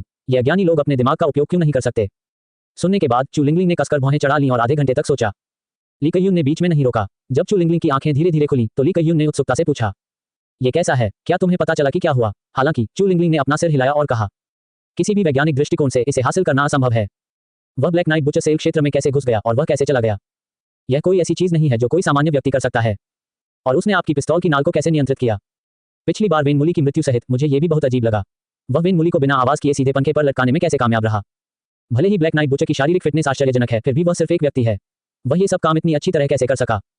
चूलिंगलिंग के विश्लेषण को सुनने के बाद ली कायून को भी लगा कि यह कुछ हद तक रहस्यमय है। एक क्षण की झिझक के बाद चूलिंगलिंग ने धीरे से कहा, जैसा कि कहा जाता है, विज्ञान का अंत तत्वमीमांसा है। चूंकि हम इस वैज्ञानिक समस्या का समाधान नहीं कर सकते, तो हम तत्वमीमांसा का प्रयास क्यों नहीं करते? ली कायून ने थोड़ा दुखी महसूस करते हुए कहा, आप ये सुझाव नहीं दे रहे हैं कि मैं किसी ज्योतिषी को ढूंढूं, है ना? क्या ऐसा हो सकता है कि एक ज्योतिषी अपनी उंगलियों के झटके से ब्लैक नाइट बुचर की असली पहचान की गणना कर सकता है? यदि भविष्यवक्ता इतने सक्षम होते तो मुझे अपराध सुझाने की कोई तकनीक सीखने की आवश्यकता नहीं होती। मैं बस उनका अनुसरण करूंगा और भाग्य बताना सीखूंगा। अब से जब भी मुझे कोई हत्या का मामला मिलता है तो मैं बस दिखावा करूंगा और कुछ शब्द कहूंगा, जैसे इस बूढ़े आदमी ने अपनी उंगलियों से गणना की है, हत्यारा पूर्वी सागर के किनारे है, और मामले को ऐसे ही हल कर दूंगा। फिर मैं उससे 3 से 5 लाख रुपए का इनाम लूंगा, खूब पैसा कमाऊंगा और 2 साल से भी कम समय में वित्तीय आजादी हासिल कर लूंगा। ये देखकर कि चूलिंगलिंग उसकी मदद करने की योजना बना रहा था, ली कायून के मूड में काफी सुधार हुआ और उसके मन में मजाक करने का भी विचार आया। चूलिंगलिंग ने गंभीर भाव से ली कायून की ओर देखा और कहा, मैं आपके साथ मजाक नहीं कर रहा हूं, मैं गंभीर हूं। मैं गेम में एक नेटिजन के साथ मिला। चैटिंग के माध्यम से मुझे पता चला कि उसका परिवार एक एकल वंश है जो केवल बेटियों को दिया जाता है, बेटों को नहीं, और वे खुद को साइकिक फैमिली कहते हैं। मैंने सुना है कि वे यिन और यांग क्षेत्रों के साथ संवाद कर सकते हैं और मृतकों से बात कर सकते हैं। ऐसा लगता है कि इसमें कुछ सच्चाई हो सकती है। अध्याय -92 गुयांग का गुप्त रक्षक। चूलिंगलिंग और ली कायून के जाने से पूरे प्रवर्तन ब्यूरो में भारी माहौल बन गया। हाल ही में हर कोई काम से अभिभूत था, खासकर ब्लैक नाइट बुचर मामले को लेकर। उच्चाधिकारी उन पर बार बार दबाव डाल रहे थे, फिर भी उन्होंने कोई प्रगति नहीं की। अब इस मामले की जांच करने वाले शीर्ष व्यक्ति की भी वर्दी छीन ली गई है। हर किसी के मन में अपने साथी सहकर्मियों के लिए दुख की भावना थी। वे सोच रहे थे कि टीम छोड़ने वाला अगला कौन होगा। गुवान चांगान ने उनके बेजान भावों को देखा और आह भरी। क्या तुम्हें थोड़ा झटका लगता है और तुम ये बन जाते हो? यहां तक कि कैप्टन ली ने भी सिर ऊंचा करके इस टीम को छोड़ दिया। क्या आप जो पीछे रह गए इतने निराश होकर शर्मिंदा नहीं हैं? यदि तुम इतने कायर हो तो मुझे आज तुम कायरों के लिए दोष लेने की व्यवस्था करनी चाहिए। बेकार लोगों का उपयोग न करना बर्बादी होगी। सभी को बेरहमी से डांटा गया, लेकिन मुंह से आवाज निकालने की हिम्मत नहीं हुई। गुवान चांगान ने आह भरी और पूछा, अब क्या कोई ब्लैक नाइट बुचर मामले की निगरानी की जिम्मेदारी लेने को तैयार है? यदि कोई इच्छुक हो तो मैं उसे अस्थायी रूप से कार्यवाहक कप्तान के रूप में पदोन्नत कर सकता हूं। एक बार जब वह परिणाम हासिल कर लेता है तो उसे कोई भी इनाम मिल सकता है जो वह चाहेगा। एक कहावत है, भारी पुरस्कार बहादुर पुरुषों को आकर्षित करते हैं, लेकिन एक और कहावत भी है, जीवन में सबसे दर्दनाक चीज पैसे के साथ मरना है। हालांकि हर कोई पदोन्नति और वेतन वृद्धि के लिए उत्सुक था, वे ब्लैक नाइट बुचर के तरीकों से भी सावधान थे। कुछ देर तक किसी भी व्यक्ति की आगे बढ़ने की हिम्मत नहीं हुई। अंत में केवल लियू ताओ चुपचाप 2 कदम आगे बढ़े और गुवान चांगान को देखकर मुस्कुराते हुए कहा, निर्देशक गुवान, क्या आपको लगता है कि मैं ये कर सकता हूँ? गुवान चांगान अवाक था। मुझे खुद बताओ, आप कितनी बार आपराधिक जांच कप्तान के पद पर ऊपर नीचे हुए हैं? इस बार आप वापस आ गए हैं, कृपया सबक सीखें। ऐसे मत उछलिए जैसे आप फिर से बंजी जंपिंग कर रहे हों। मैं आपसे विनती कर रहा हूँ, ठीक है? लियू ताओ ने अजीब तरह से अपने सिर के पिछले हिस्से को खुजलाया। समझ गया, निदेशक गुवान, कृपया निश्चिंत रहें, मैं इस बार अतिरिक्त सतर्क रहूंगा। मेरे साथ कार्यालय में आओ। गुवान चांगान लियू ताओ को वापस कार्यालय में ले गया और दरवाजा बंद कर दिया। लियू ताओ ने गंभीरता से पूछा, मुझे इस मामले को फिर से संभालने देने में आप कितने आश्वस्त हैं? एक पल सोचने के बाद लियू ताओ ने आह भरी, ईमानदारी से कहूं तो मुझ में रत्ती भर भी आत्मविश्वास नहीं है। ब्लैक नाइट बुचर अब तक कई लोगों की खुलेआम हत्या कर चुका है। विन मुली और ब्लैक टाइगर जो प्रवर्तन ब्यूरो में मारे गए, उनके पीछे भी उनकी छाया है, लेकिन हम निश्चित नहीं हो सकते कि यह ब्लैक नाइट बुचर था जिसने ऐसा किया था। एक के बाद एक इतने सारे लोग मर गए और हमें एक भी सुराग नहीं मिला। मुझे इस बात पर भी संदेह है कि यह ब्लैक नाइट बुचर कोई इंसान है या भूत। सुनने के बाद गुवान चांगान केवल अपना सिर हिला सका, अंतहीन आहें भरता रहा और पूरी तरह से दुखी महसूस कर रहा था। सौभाग्य से यह आदमी केवल उन लोगों को मारता है जो पूरी तरह से दुष्ट हैं, इसलिए जनता उसके खिलाफ नहीं है। अन्यथा अगर हम ऐसे सीरियल किलर को बाहर खुलेआम घूमने देंगे तो जनता का थूक हमें डुबो सकता है। अब नीचे के नागरिक ये भी उम्मीद कर रहे हैं कि हम उसे नहीं पकड़ेंगे। लियू ताओ ने डेस्क के सामने एक कुर्सी खींची और बैठ गए। उन्होंने बहुत ही परिचितता से अपने लिए एक कप चाय डाली, अपना गला साफ किया और कहा, ईमानदारी से कहूं तो कभी कभी मैं बस हार मान लेना चाहता हूं। आप कहते हैं कि हमारा प्रवर्तन ब्यूरो बुरे लोगों को पकड़ता है और ब्लैक नाइट बुचर भी बुरे लोगों को पकड़ता है। हम एक ही कार्य क्षेत्र में हैं। गुवान चांगान बहुत आश्चर्यचकित हुआ और उसने लियू ताओ को घूरकर देखा। आप ऐसा कुछ कैसे कह सकते हैं? पहले आप एक बुरे जिद्दी आदमी की तरह हर दिन कानून की गरिमा बनाए रखने और अपराध से लड़ने की बात करते थे। अब आप ऐसा कुछ कह सकते हैं? बुरा नहीं, मैं देख रहा हूं कि आपने महत्वपूर्ण प्रगति की है। आप जानते हैं कि कैसे अनुकूलन करना है। लियू ताओ ने चाय का एक बड़ा कौर गटक लिया और कहा, क्या ये सच नहीं है कि आप अपनी गलतियों से सीखते हैं? मास्टर, क्या आपने मुझे और अधिक सीखने और बढ़ने के लिए नहीं कहा था? अब जब मैं बड़ा हो गया हूं तो क्या आप खुश नहीं हैं? गुवान चांगान ने सिर हिलाया। वास्तव में तुम बड़े हो गए हो और मुझे खुश होना चाहिए। यह अच्छी खबर है। हमें अभी भी ब्लैक नाइट बुचर मामले की जांच करने की आवश्यकता है, लेकिन ली कयून और चू लिंगलिंग की तरह खुद को मौत के घाट उतारने की कोशिश न करें। थोड़ा आराम करो, पहले अपनी सुरक्षा करो। मैं नहीं चाहता कि मेरे एकमात्र शिष्य को भी अपनी वर्दी उतारनी पड़े और बारबेक्यू बेचने के लिए वापस जाना पड़े। लियू ताओ ने रहस्यमयी ढंग से पलकें झपकाईं और गुवान चांगान से कहा, निर्देशक गुवान, मैं आपको एक रहस्य बताना चाहता हूं। गुवान चांगान उत्सुकता से आगे की ओर झुका। कौन सा रहस्य? मेरे घर के नीचे एक बारबेक्यू विक्रेता रहता है। मैंने चुपके से पूछताछ की और उसकी मासिक आय आपके वेतन से दोगुनी है। गुवान चांगान ने गुस्से में मेज पटक दी। धिक्कार है, तुम जानबूझकर मुझे परेशान करने की कोशिश कर रहे हो, है ना? अगर मैं पैसा कमाना चाहता तो मैं एक साल में अपनी उंगलियों से इतना कमा सकता हूं जितना बाकी लोग पूरे जीवन काल में नहीं कमा पाते। लियू ताओ जोर से हंस पड़े। मजाक कर रहा हूं, बस मजाक कर रहा हूं। वह स्वाभाविक रूप से जानता था कि गुवान चांगान 2 साल से भी कम समय में सेवानिवृत्त होने वाला था। वह कई वर्षों तक प्रवर्तन ब्यूरो के निदेशक के पद पर रहे, कभी भी भ्रष्टाचार में शामिल नहीं हुए, हमेशा अपने दिल में न्याय को कायम रखा। वह व्यक्ति था जिसका लियू ताओ सबसे अधिक सम्मान करते थे। गुवान चांगान वापस अपनी कुर्सी पर बैठ गया। कृपया मुझे कोई परेशानी न पहुंचाएं, बस मामले को ठीक से संभालें और पुण्य अर्जित करें। जब मैं सेवानिवृत्त हो जाऊं तो आप मेरा पद संभाल सकते हैं। मैंने अपने जीवन में केवल एक ही शिष्य बनाया है, जो आप हैं। प्रवर्तन ब्यूरो के निदेशक के पद से जुड़े हित महत्वपूर्ण हैं। यदि कोई गलत इरादे से यह पद लेता है तो पूरे शहर के लोगों को परेशानी होगी। इस समय केवल आप ही हैं जिनके बारे में मैं सबसे अधिक सहज महसूस करता हूं। इसे मेरी विनती माने, ठीक है? मुझे शांति से रिटायर होने दीजिए। लियू ताओ ने सिर हिलाया। मैं समझता हूं, मैं ब्लैक नाइट बुचर मामले से सावधान रहूंगा। मैं योग्यता की तलाश नहीं करूंगा, लेकिन मैं ये सुनिश्चित करूंगा कि कोई गलती न हो। तभी गुवान चांगान ने संतुष्टि के साथ सिर हिलाया, लेकिन वास्तव में वह अभी भी असहज था। वह मामलों को संभालने में लियू ताओ की दृढ़ता को अच्छी तरह से जानता था। कौन जानता था कि आज उसने जो कहा वह कितना सच था और कितना झूठ। शायद वह उसे खुश करने की कोशिश कर रहा था। इसलिए उन्होंने विषय बदल दिया और दूसरा प्रश्न पूछा। कल मैंने आपसे गुयान पर नजर रखने के लिए कहा था। क्या आपको कुछ मिला? क्या अब उसके संदेह को पूरी तरह से खारिज किया जा सकता है? सुनने के बाद लियू ताओ ने गंभीरता से बताया, सिर्फ मैं ही नहीं बल्कि मेरे 1 दर्जन से अधिक सहकर्मी कल पूरी रात गुयान के विला में रुके थे। कल रात जब गुयान सोया तो उसने अपना दरवाजा भी बंद नहीं किया। उनकी हर हरकत हमारी नाक के नीचे थी और इसमें कुछ भी असामान्य नहीं था। इसके अलावा कल रात मेरे सहकर्मियों और मैंने पूरे विला की फिर से अंदर और बाहर अच्छी तरह से तलाशी ली और इसी तरह कोई संदिग्ध सुराग नहीं मिला। अब सब कुछ साबित होता है कि गुयांग और ब्लैक नाइट बुचर के बीच कोई संबंध नहीं होना चाहिए। ये सुनने के बाद गुवान चांगान को समझ नहीं आया कि अफसोस महसूस किया जाए या खुशी। एक पल सोचने के बाद उसने अपनी मेज से एक उपन्यास निकाला और लियू ताओ को सौंप दिया। लियू ताओ ने नीचे देखा और उस पर 3 बड़े अक्षर लिखे हुए देखे, बायाकुयाको। गुवान चांगान ने सिगरेट जलाई और कहा, जब मेरे पास करने के लिए कुछ नहीं होता तो मैं कुछ विविध किताबें भी पढ़ता हूँ। पिछले कुछ दिनों से अचानक मुझे यह उपन्यास याद आ गया। पुरुष और महिला नायकों के बीच सतह पर कोई स्पष्ट संबंध या बातचीत नहीं है, लेकिन पुरुष नायक महिला नायक की रक्षा के लिए लोगों को मार रहा है। अब तक ब्लैक नाइट बुचर के हाथों जो लोग मरे हैं उनमें से आधे से ज्यादा लोगों की गुयांग से कोई न कोई दुश्मनी थी। ये कहना कि ब्लैक नाइट बुचर और गुयांग के बीच कोई संबंध नहीं है, मुझे लगता है कि इसकी संभावना बेहद कम है। शहर में बहुत सारे चालाक खलनायक हैं और अनगिनत लोग ब्लैक टाइगर और वेन मुली से भी अधिक जघन्य हैं। ब्लैक नाइट बुचर ने विशेष रूप से उन्हें मारने का निर्णय क्यों लिया? मेरे पास एक साहसिक परिकल्पना है। ब्लैक नाइट बुचर संभवतः गुयांग का कोई करीबी व्यक्ति है, लेकिन यहाँ तक कि गुयांग खुद भी इस व्यक्ति को नहीं जानता होगा। वह चुपचाप गुयांग की रक्षा कर रहा है और यही मुख्य कारण है कि उसने इन लोगों को मार डाला। जैसे ही यह सिद्धांत प्रस्तावित किया गया, लियू ताओ की आंखें तुरंत चमक उठी। उसने गुवान चांगान को अविश्वास से देखा। बहुत बढ़िया मास्टर, आपका सिद्धांत शानदार है। इस तरह से सोचकर मुझे मत बताइए, ये वास्तव में संभव है। इन पीड़ितों और गुयांग के बीच संबंधों के कारण हमें हमेशा गुयांग पर संदेह रहा है, लेकिन बार बार की गई जांच से गुयांग की बेगुनाही साबित हुई है। यदि हम निर्देशक गुवान के सिद्धांत का पालन करें तो गुयांग वास्तव में निर्दोष है। शायद उसे खुद भी ब्लैक नाइट बुचे की हरकतों के बारे में पता नहीं होगा। वह किसी से भी अधिक निर्दोष है। ये ब्लैक नाइट बुचे गुयांग की गुप्त रूप से रक्षा करने के लिए लोगों को मार रहा है। ये पूरी तरह से उसका अपना निर्णय है। अगर ऐसा है तो सब कुछ समझ में आता है। ये समझा सकता है कि गुयांग पर एक भी संदिग्ध निशान क्यों नहीं है, और यह भी बता सकता है कि इन मृत व्यक्तियों की गुयांग के साथ दुश्मनी क्यों थी। लेकिन यह व्यक्ति कौन हो सकता है? लियू ताओ तुरंत गहरी सोच में पड़ गए। जल्द ही उसने अपना मन बना लिया और गुवान चांगान से कहा, निर्देशक गुवान, मैं तुरंत गुयांग के बचपन से लेकर वर्तमान तक के जीवन के अनुभव को पुनः प्राप्त करूंगा और उसके आसपास दिखाई देने वाले सभी लोगों की जांच करूंगा। इस बार हम निश्चित रूप से ब्लैक नाइट बुचर का सुराग ढूंढ लेंगे। अध्याय 93 प्रारंभिक प्रयोग आश्चर्यजनक परिणाम। चून की धनराशि सीमित थी, गुयांग द्वारा अधिग्रहित फार्मास्यूटिकल कंपनी बड़ी नहीं थी और स्वाभाविक रूप से सुसज्जित प्रयोगशाला भी बड़ी नहीं थी। हालांकि सभी आवश्यक उपकरण अंदर आसानी से उपलब्ध थे। गुयांग ने कुछ दिन पहले जो अपेक्षाएं रखी थी उनके अनुसार मुरुंग ने सभी प्रारंभिक तैयारियां पूरी कर ली थीं और 1 दर्जन से अधिक विश्वविद्यालय के छात्रों को सहायक के रूप में भर्ती किया था। और अब ये विश्वविद्यालय के छात्र गुयांग के सहायक के रूप में कार्य करने के बारे में हलचल कर रहे थे। पूरे प्रयोग का नेतृत्व पूरी तरह से अकेले गुयांग ने किया था। सु चेंगचेंग का मुख्य काम किनारे पर नोट्स लेना था और गुयांग के संचालन की श्रृंखला को देखने के बाद उसकी आंखें लगभग बाहर आ गईं। हालांकि गुयांग ने पिछले 2 दिनों में बहुत कम समय में पाठ्य पुस्तक के ज्ञान को पूरी तरह से सुनाकर उसे बहुत आश्चर्यचकित कर दिया था। सु चेंगचेंग के दिल में अभी भी एक संदेह था, क्या गुयांग केवल बातें कर सकती है? क्या किताबों से प्राप्त ज्ञान को धाराप्रवाह रूप से सुनाया जाता है? ये वास्तविक वैज्ञानिक अनुसंधान कार्य में कुशलतापूर्वक लागू करने में सक्षम होने से पूरी तरह से अलग है।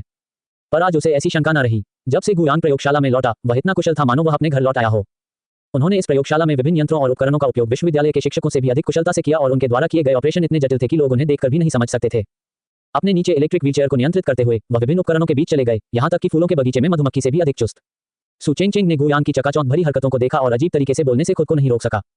मिस्टर गु, क्या आप काम करते समय शायद थोड़ा समझा सकते हैं? कुछ हिस्से ऐसे हैं जो मुझे समझ में नहीं आते और इसे रिकॉर्ड करना कठिन है। ये कहने के बाद सु चेंगचेंग को अपना सिर उठाने में थोड़ी शर्मिंदगी महसूस हुई। वह कम से कम औपचारिक रूप से प्रशिक्षित थी, फिर भी अब व्यावसायिकता के मामले में वह गुयांग से तुलना भी नहीं कर सकती थी, जिसने केवल कुछ दिनों के लिए चिकित्सा ज्ञान का अध्ययन किया था।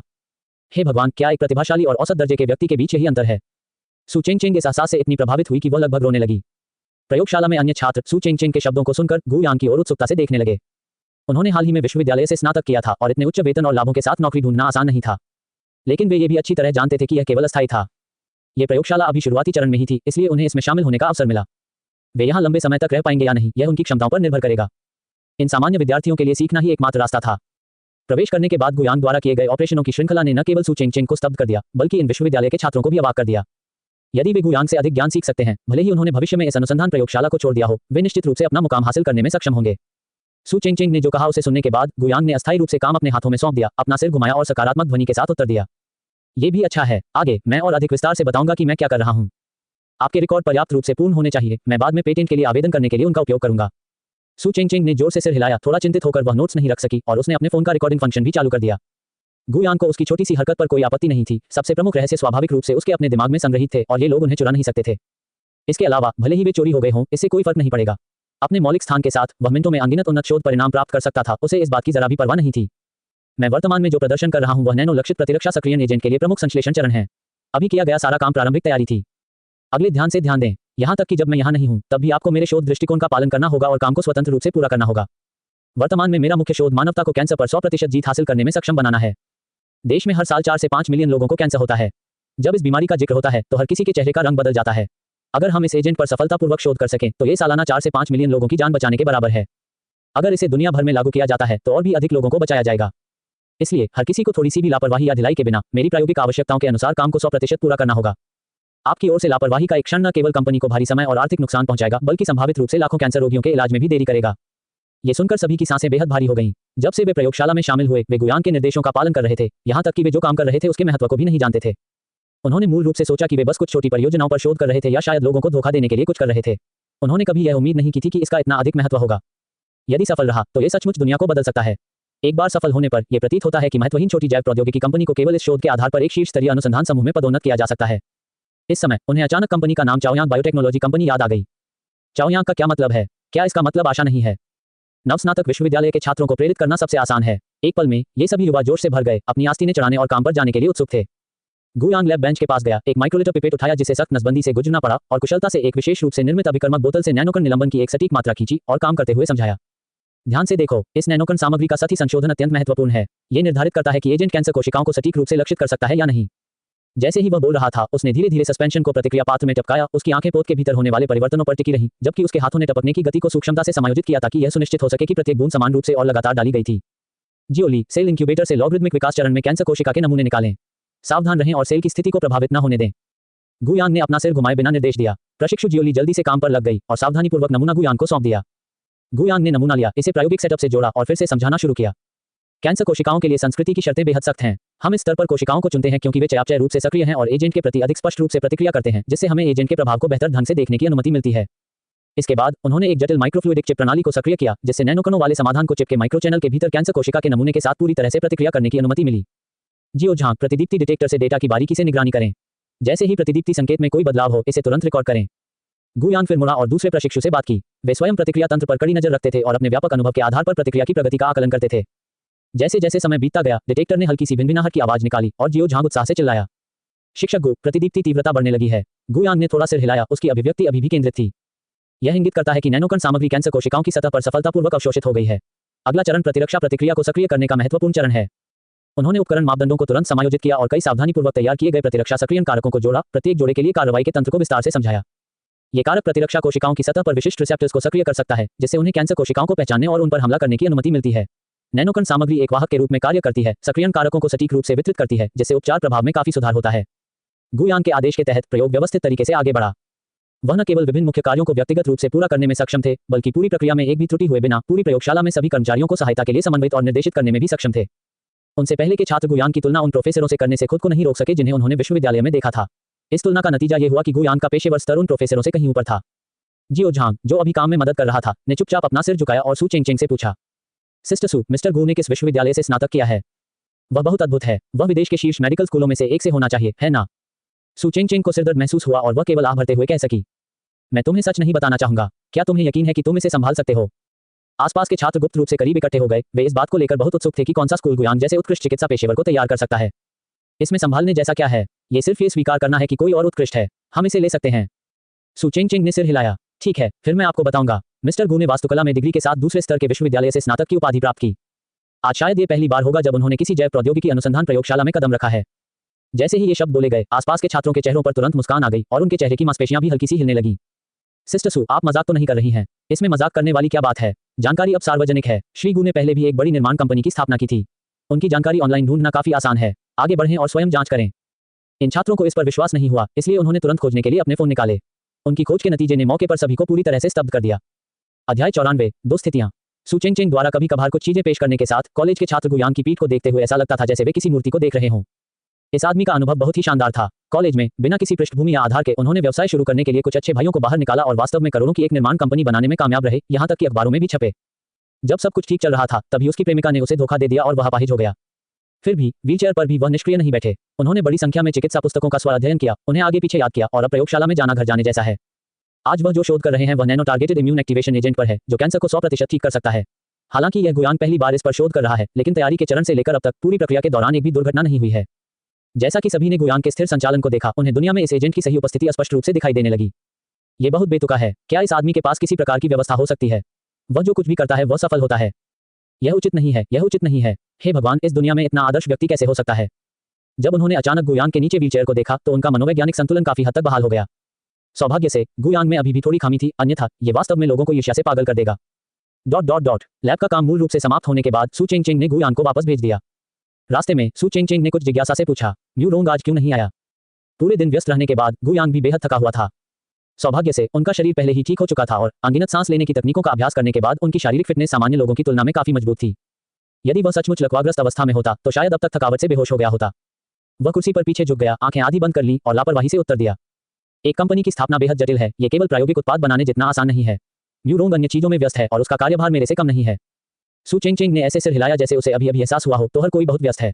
ऐसा लगता था कि व्यवसाय शुरू करना वास्तव में आसान नहीं था और पैसा कमाना कठिन था। लेकिन पूरे दिन सू चेंग के दिमाग में कुछ चल रहा था। बहुत देर तक झिझकने के बाद आखिरकार वह बोली, मिस्टर गु, क्या ये सच है कि आपका nano targeted immune activation agent cancer को 100% ठीक कर सकता है? गुयांग अवाक रह गई और उसने उसकी ओर देखा। मेरे नकली बनाने का क्या मतलब होगा? पैसा कमाना, क्या यह अब लोकप्रिय नहीं है? जब तक 1% सफलता दर है वे कहते हैं कि यह 50% है। जब तक वे इसमें थोड़ी सी वास्तविक चीज जोड़ते हैं वे कहते हैं कि यह 100% वास्तविक है। फिर वे इसे ऑनलाइन प्रमोट करते हैं और पैसा कमाते हैं। इस प्रकार का खुफिया कर सबसे अधिक लाभदायक है। जब सू चेंग ने इन बातों के बारे में बात की तो वह अचानक थोड़ी क्रोधित हो गई। गुयान ने अवाक होकर फिर से उसकी ओर अपनी आंखें घुमाई। क्या आपको लगता है कि मैं उस तरह का व्यक्ति हूँ? ये सुनकर सु चेंगचेंग ने एक अजीब सी मुस्कान दी। नहीं, मुझे लगता है कि मिस्टर गु एक अच्छे इंसान होंगे, इसलिए मैं मिस्टर गु से कुछ मांगना चाहता हूँ। गुयान ने थोड़ा सिर हिलाया। आगे बढ़ें, जब तक ये वेतन वृद्धि की मांग नहीं कर रहा है, अन्य चीजों पर चर्चा की जा सकती है। अरे, मैं आपसे कुछ गंभीर बात कर रहा हूँ। मैं इतना गंभीर हो रहा हूँ, वेतन वृद्धि मांगने की बात कैसे हो सकती है? क्या मैं उस तरह का व्यक्ति हूँ? मुझे लगता है कि आप इसे काफी पसंद करते हैं। सु चेंगचेंग का चेहरा गुस्से से लाल हो गया। उसे इस तरह देखकर गुयान ने उसे चिढ़ाना बंद कर दिया। ठीक है, बताओ तुम्हें क्या चाहिए? सु चेंगचेंग ने तब कहा। मेरी माँ के पास ज्यादा समय नहीं बचा है, मिस्टर गु। प्रयोग सफल होने के बाद क्या आप उसे बचा सकते हैं? आपके द्वारा उत्पादित एजेंट की कीमत जो भी हो, मैं इसे खरीद सकता हूँ। यदि पैसा पर्याप्त नहीं है, तो आप इसे मेरे वेतन से काट सकते हैं। सु चेंगचेंग अपनी माँ को बचाने के लिए पैसे कमाने के लिए कड़ी मेहनत कर रही थी। लेकिन कभी कभी अंदर ही अंदर उसने पहले ही खुद को भाग्य के हवाले कर दिया था। इलाज के लिए पैसे होने पर भी कैंसर के इलाज की दर बहुत कम थी और इसके परिणामस्वरूप व्यक्ति और धन दोनों की हानि होने की संभावना थी। इसके अलावा वह अपनी माँ के व्यक्तित्व को जानती थी। अपनी बेटी पर बोझ डालने से बचने के लिए उसकी माँ संभवतः इलाज के लिए भी सहमत नहीं होगी। लेकिन अब गुयान के प्रयोग ने उसे फिर से आशा दी थी। आशा एक बहुत ही दिलचस्प चीज है। जब इसका अस्तित्व होता है तो यह व्यक्ति में अनंत प्रेरणा लाता है, लेकिन जब आशा टूट जाती है तो यह अक्सर किसी को भी नष्ट कर सकती है। वह कहावत कैसे चलती है, अगर मैंने रोशनी नहीं देखी होती तो मैं अंधेरा सह सकता था। इस समय गुयान जिस नैनो लक्षित प्रतिरक्षा सक्रियण एजेंट के उत्पादन का नेतृत्व कर रहा था, वह सु चेंगचेंग के अंधेरे में प्रकाश की किरण थी। गुयान के होंठ थोड़े मुड़े हुए थे। वास्तव में वह इसी कारण से सु चेंगचेंग को अपने पास रख रहा था। उसने धीरे से 2 उंगलियां बढ़ाईं। मेरी 2 शर्तें हैं। जब तक आप सहमत हैं, मैं गारंटी देता हूं कि आपकी मां सुरक्षित और स्वस्थ होंगी और मैं आपकी मां के इलाज के सभी खर्चों को माफ कर सकता हूं और यहां तक कि बाद के पोषण संबंधी खर्चों पर भी सब्सिडी दे सकता हूं। जब सु चेंगचेंग ने यह सुना तो उसकी आंखें चमक उठीं। कैंसर के इलाज के लिए एक अत्याधुनिक तकनीकी उत्पाद के रूप में वह बिना सोचे जानती थी कि जारी होने के बाद गुयान के कैंसर एजेंट की कीमत निश्चित रूप से कम नहीं होगी। वह सचमुच आश्वस्त नहीं थी कि वह इसे वहन कर सकेगी। अब मुफ्त इलाज पाने में सक्षम होना और यहां तक कि कुछ पोषण संबंधी खर्च भी मुफ्त में प्राप्त करना एक बहुत बड़ा लाभ था। उसने उत्साह से अपना सिर हिलाया जैसे कोई चूजा चावल पर चोंच मार रहा हो। मिस्टर गु, बस इतना ही कहिए। 2 की तो बात ही छोड़िए, मैं 10 या 20 के लिए भी मान जाऊंगा। गुयान ने शरारती मुस्कान के साथ अपना सिर घुमाया। ओह, वास्तव में, अगर मैं तुमसे एक वीरतापूर्ण बलिदान देने के लिए कहूं तो क्या होगा? सु चेंगचेंग का चेहरा तुरंत लाल हो गया, लेकिन उसने फिर भी हठपूर्वक अपना सिर पीछे झुका लिया और गुयान के निचले शरीर को तिरस्कार भरी नजर से देखा। श्रीमान गु, यदि मैं गलत नहीं हूं तो चिकित्सीय दृष्टिकोण से आप अभी ऐसा करने में असमर्थ प्रतीत होते हैं, है ना? गुयान ने थोड़ा सिर हिलाया, फिर एक हाथ उठाया। शारीरिक दृष्टिकोण से मुझे निश्चित रूप से कोई संतुष्टि नहीं मिल सकती है, लेकिन मनोवैज्ञानिक दृष्टिकोण से हाथ का उपयोग करना भी काफी अच्छा है। सु चेंगचेंग ने नाराज होकर तुरंत अपना सिर घुमा लिया। विकृत, तुम बड़े विकृत हो। मैं अब तुमसे बात नहीं करना चाहता। गुयान फिर दिल खोलकर हंसे। वह स्वाभाविक रूप से मजाक कर रहा था। सु चेंगचेंग के प्रति उसका कोई इरादा नहीं था। वे सिर्फ दोस्त थे। दोस्ती बहुत पवित्र होती है। एक बार जब आप दोस्ती को प्यार की दिशा में धकेल देते हैं तो वह धीरे धीरे गंदी हो जाती है। सिर्फ तुम्हें चिढ़ा रहा हूं, चिंता मत करो। मुझे तुम में कोई दिलचस्पी नहीं है। मैंने जिन 2 शर्तों का उल्लेख किया है उनका इससे कोई लेना देना नहीं है। सबसे पहले, मेरे एजेंट को आधिकारिक तौर पर उत्पादन में लाने और बेचने के लिए कई प्रक्रियाओं की आवश्यकता होती है। यदि हम प्रतीक्षा करते हैं तो मुझे नहीं पता कि इसमें कितना समय लगेगा और मैं निश्चित नहीं हो सकता कि आपकी मां की शारीरिक स्थिति उस दिन तक बनी रहेगी या नहीं। इसलिए मेरा सुझाव है कि मेरे लिए परीक्षण का विषय बनने के लिए आपकी मां सीधे मेरी प्रयोगशाला में शामिल हो जाएं। मुझे 100% निश्चितता है कि मैं उसका इलाज कर सकता हूं और न केवल यह मुफ्त होगा बल्कि मैं कुछ धनराशि भी प्रदान कर सकता हूं। दूसरा, जैसा कि मैंने अभी कहा, चाहे ये पेटेंट उत्पादन हो या बाजार अनुमोदन, ये बेहद जटिल है। अगर हम सामान्य प्रक्रिया का पालन करेंगे तो इसमें बहुत लंबा समय लगेगा। मुझे कुछ तार खींचने की जरूरत है। आपकी व्यक्तिगत गवाही से मेरे और निर्देशक फैन के बीच की दूरी को पाटने में मेरी मदद करें। मुझे उसकी मदद चाहिए। जब तक ये 2 चीजें की जा सकती हैं, आप मेरे शोध में एक महान योगदानकर्ता होंगे और मैं आपको एक अतिरिक्त बोनस भी दे सकता हूं। इसके बारे में क्या ख्याल है? सु चेंगचेंग को शुरू में थोड़ी राहत महसूस हुई जब उसने सुना कि गुयान को उसमें कोई दिलचस्पी नहीं है, लेकिन जब उसने बाद की 2 शर्तों के बारे में सुना तो वह चुप हो गई। थोड़ी झिझक के बाद आखिरकार उसने अपने दांत पीस लिए और सहमत हो गई। मुझे विश्वास है मिस्टर गु, मैं अनुसंधान प्रक्रिया को तेज करने के लिए अपनी मां को मानव परीक्षण से गुजरने के लिए मनाने को तैयार हूं। हालांकि मैं दूसरी शर्त की गारंटी नहीं दे सकता। मैं निदेशक फैंग को प्रयोगशाला में जो कुछ भी हुआ वह बिल्कुल वैसा ही बता सकता हूं जैसा वह है। क्या निर्देशक फैंग इसमें मदद करने को तैयार हैं? मैं निश्चित रूप से नहीं कह सकता। आखिरकार मैं सिर्फ एक साधारण नर्स हूं। गुयान ने थोड़ा सिर हिलाया। बस अपना सर्वश्रेष्ठ प्रयास करें। मैंने आपसे जिस बोनस का वादा किया था वह कम नहीं होगा। उसने खिड़की से बाहर देखा। उसके मुंह के कोने थोड़े ऊपर उठे हुए थे और बहुत बेहतर महसूस कर रहा था। वास्तव में जब तक सु चेंगचेंग ने कुछ शब्द कहने में मदद की और निर्देशक फैंग को खुद आकर देखने के लिए कहा, गुयान को 100% विश्वास था कि वह डीन को इस बड़े उपकार के साथ मदद करने के लिए मना सकता है। निदेशक फैंग उच्च चिकित्सा नैतिकता वाले व्यक्ति हैं। वह ऐसे एजेंट के लॉन्च के लिए बहुत उत्सुक होंगे जो कैंसर को 100% ठीक कर सके। उनका भव्य खाका एक कदम और आगे बढ़ने वाला था। एक उत्सव के रूप में आज रात मैं अचानक से एक छोटे दोस्त को चुनूंगा और उसका सिर काट दूंगा। मुझे आश्चर्य है कि वह कौन सा बदकिस्मत व्यक्ति होगा।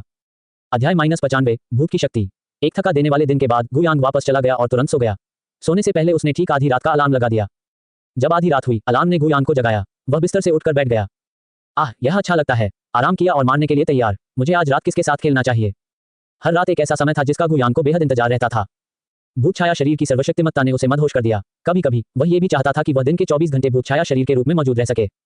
लेकिन फिर उसने सोचा, गोस्ट शैडो बॉडी का उपयोग करके बहुत अधिक समय बिताना अच्छी बात नहीं होगी। शायद वह सचमुच एक इंसान के रूप में अपनी पहचान भूल जाएगा और फिर क्या वह पूरी तरह से शैतान नहीं बन जाएगा। उसने चारों ओर नजर दौड़ाई। सु चेंगचेंग पहले ही वापस जा चुका था। मेज पर रखे थमस में आज का रात्रि भोजन तैयार था और उस पर एक नोट चिपका हुआ था। मिस्टर गो, मैं अब वापस जा रहा हूँ। मेरी माँ मेरे लिए खाना लाने का इंतजार कर रही है। वापस जाकर अपनी माँ से बात करने के बाद मैं आपके शोध में सहायता के लिए उन्हें यथाशीघ्र प्रयोगशाला में लाऊंगा।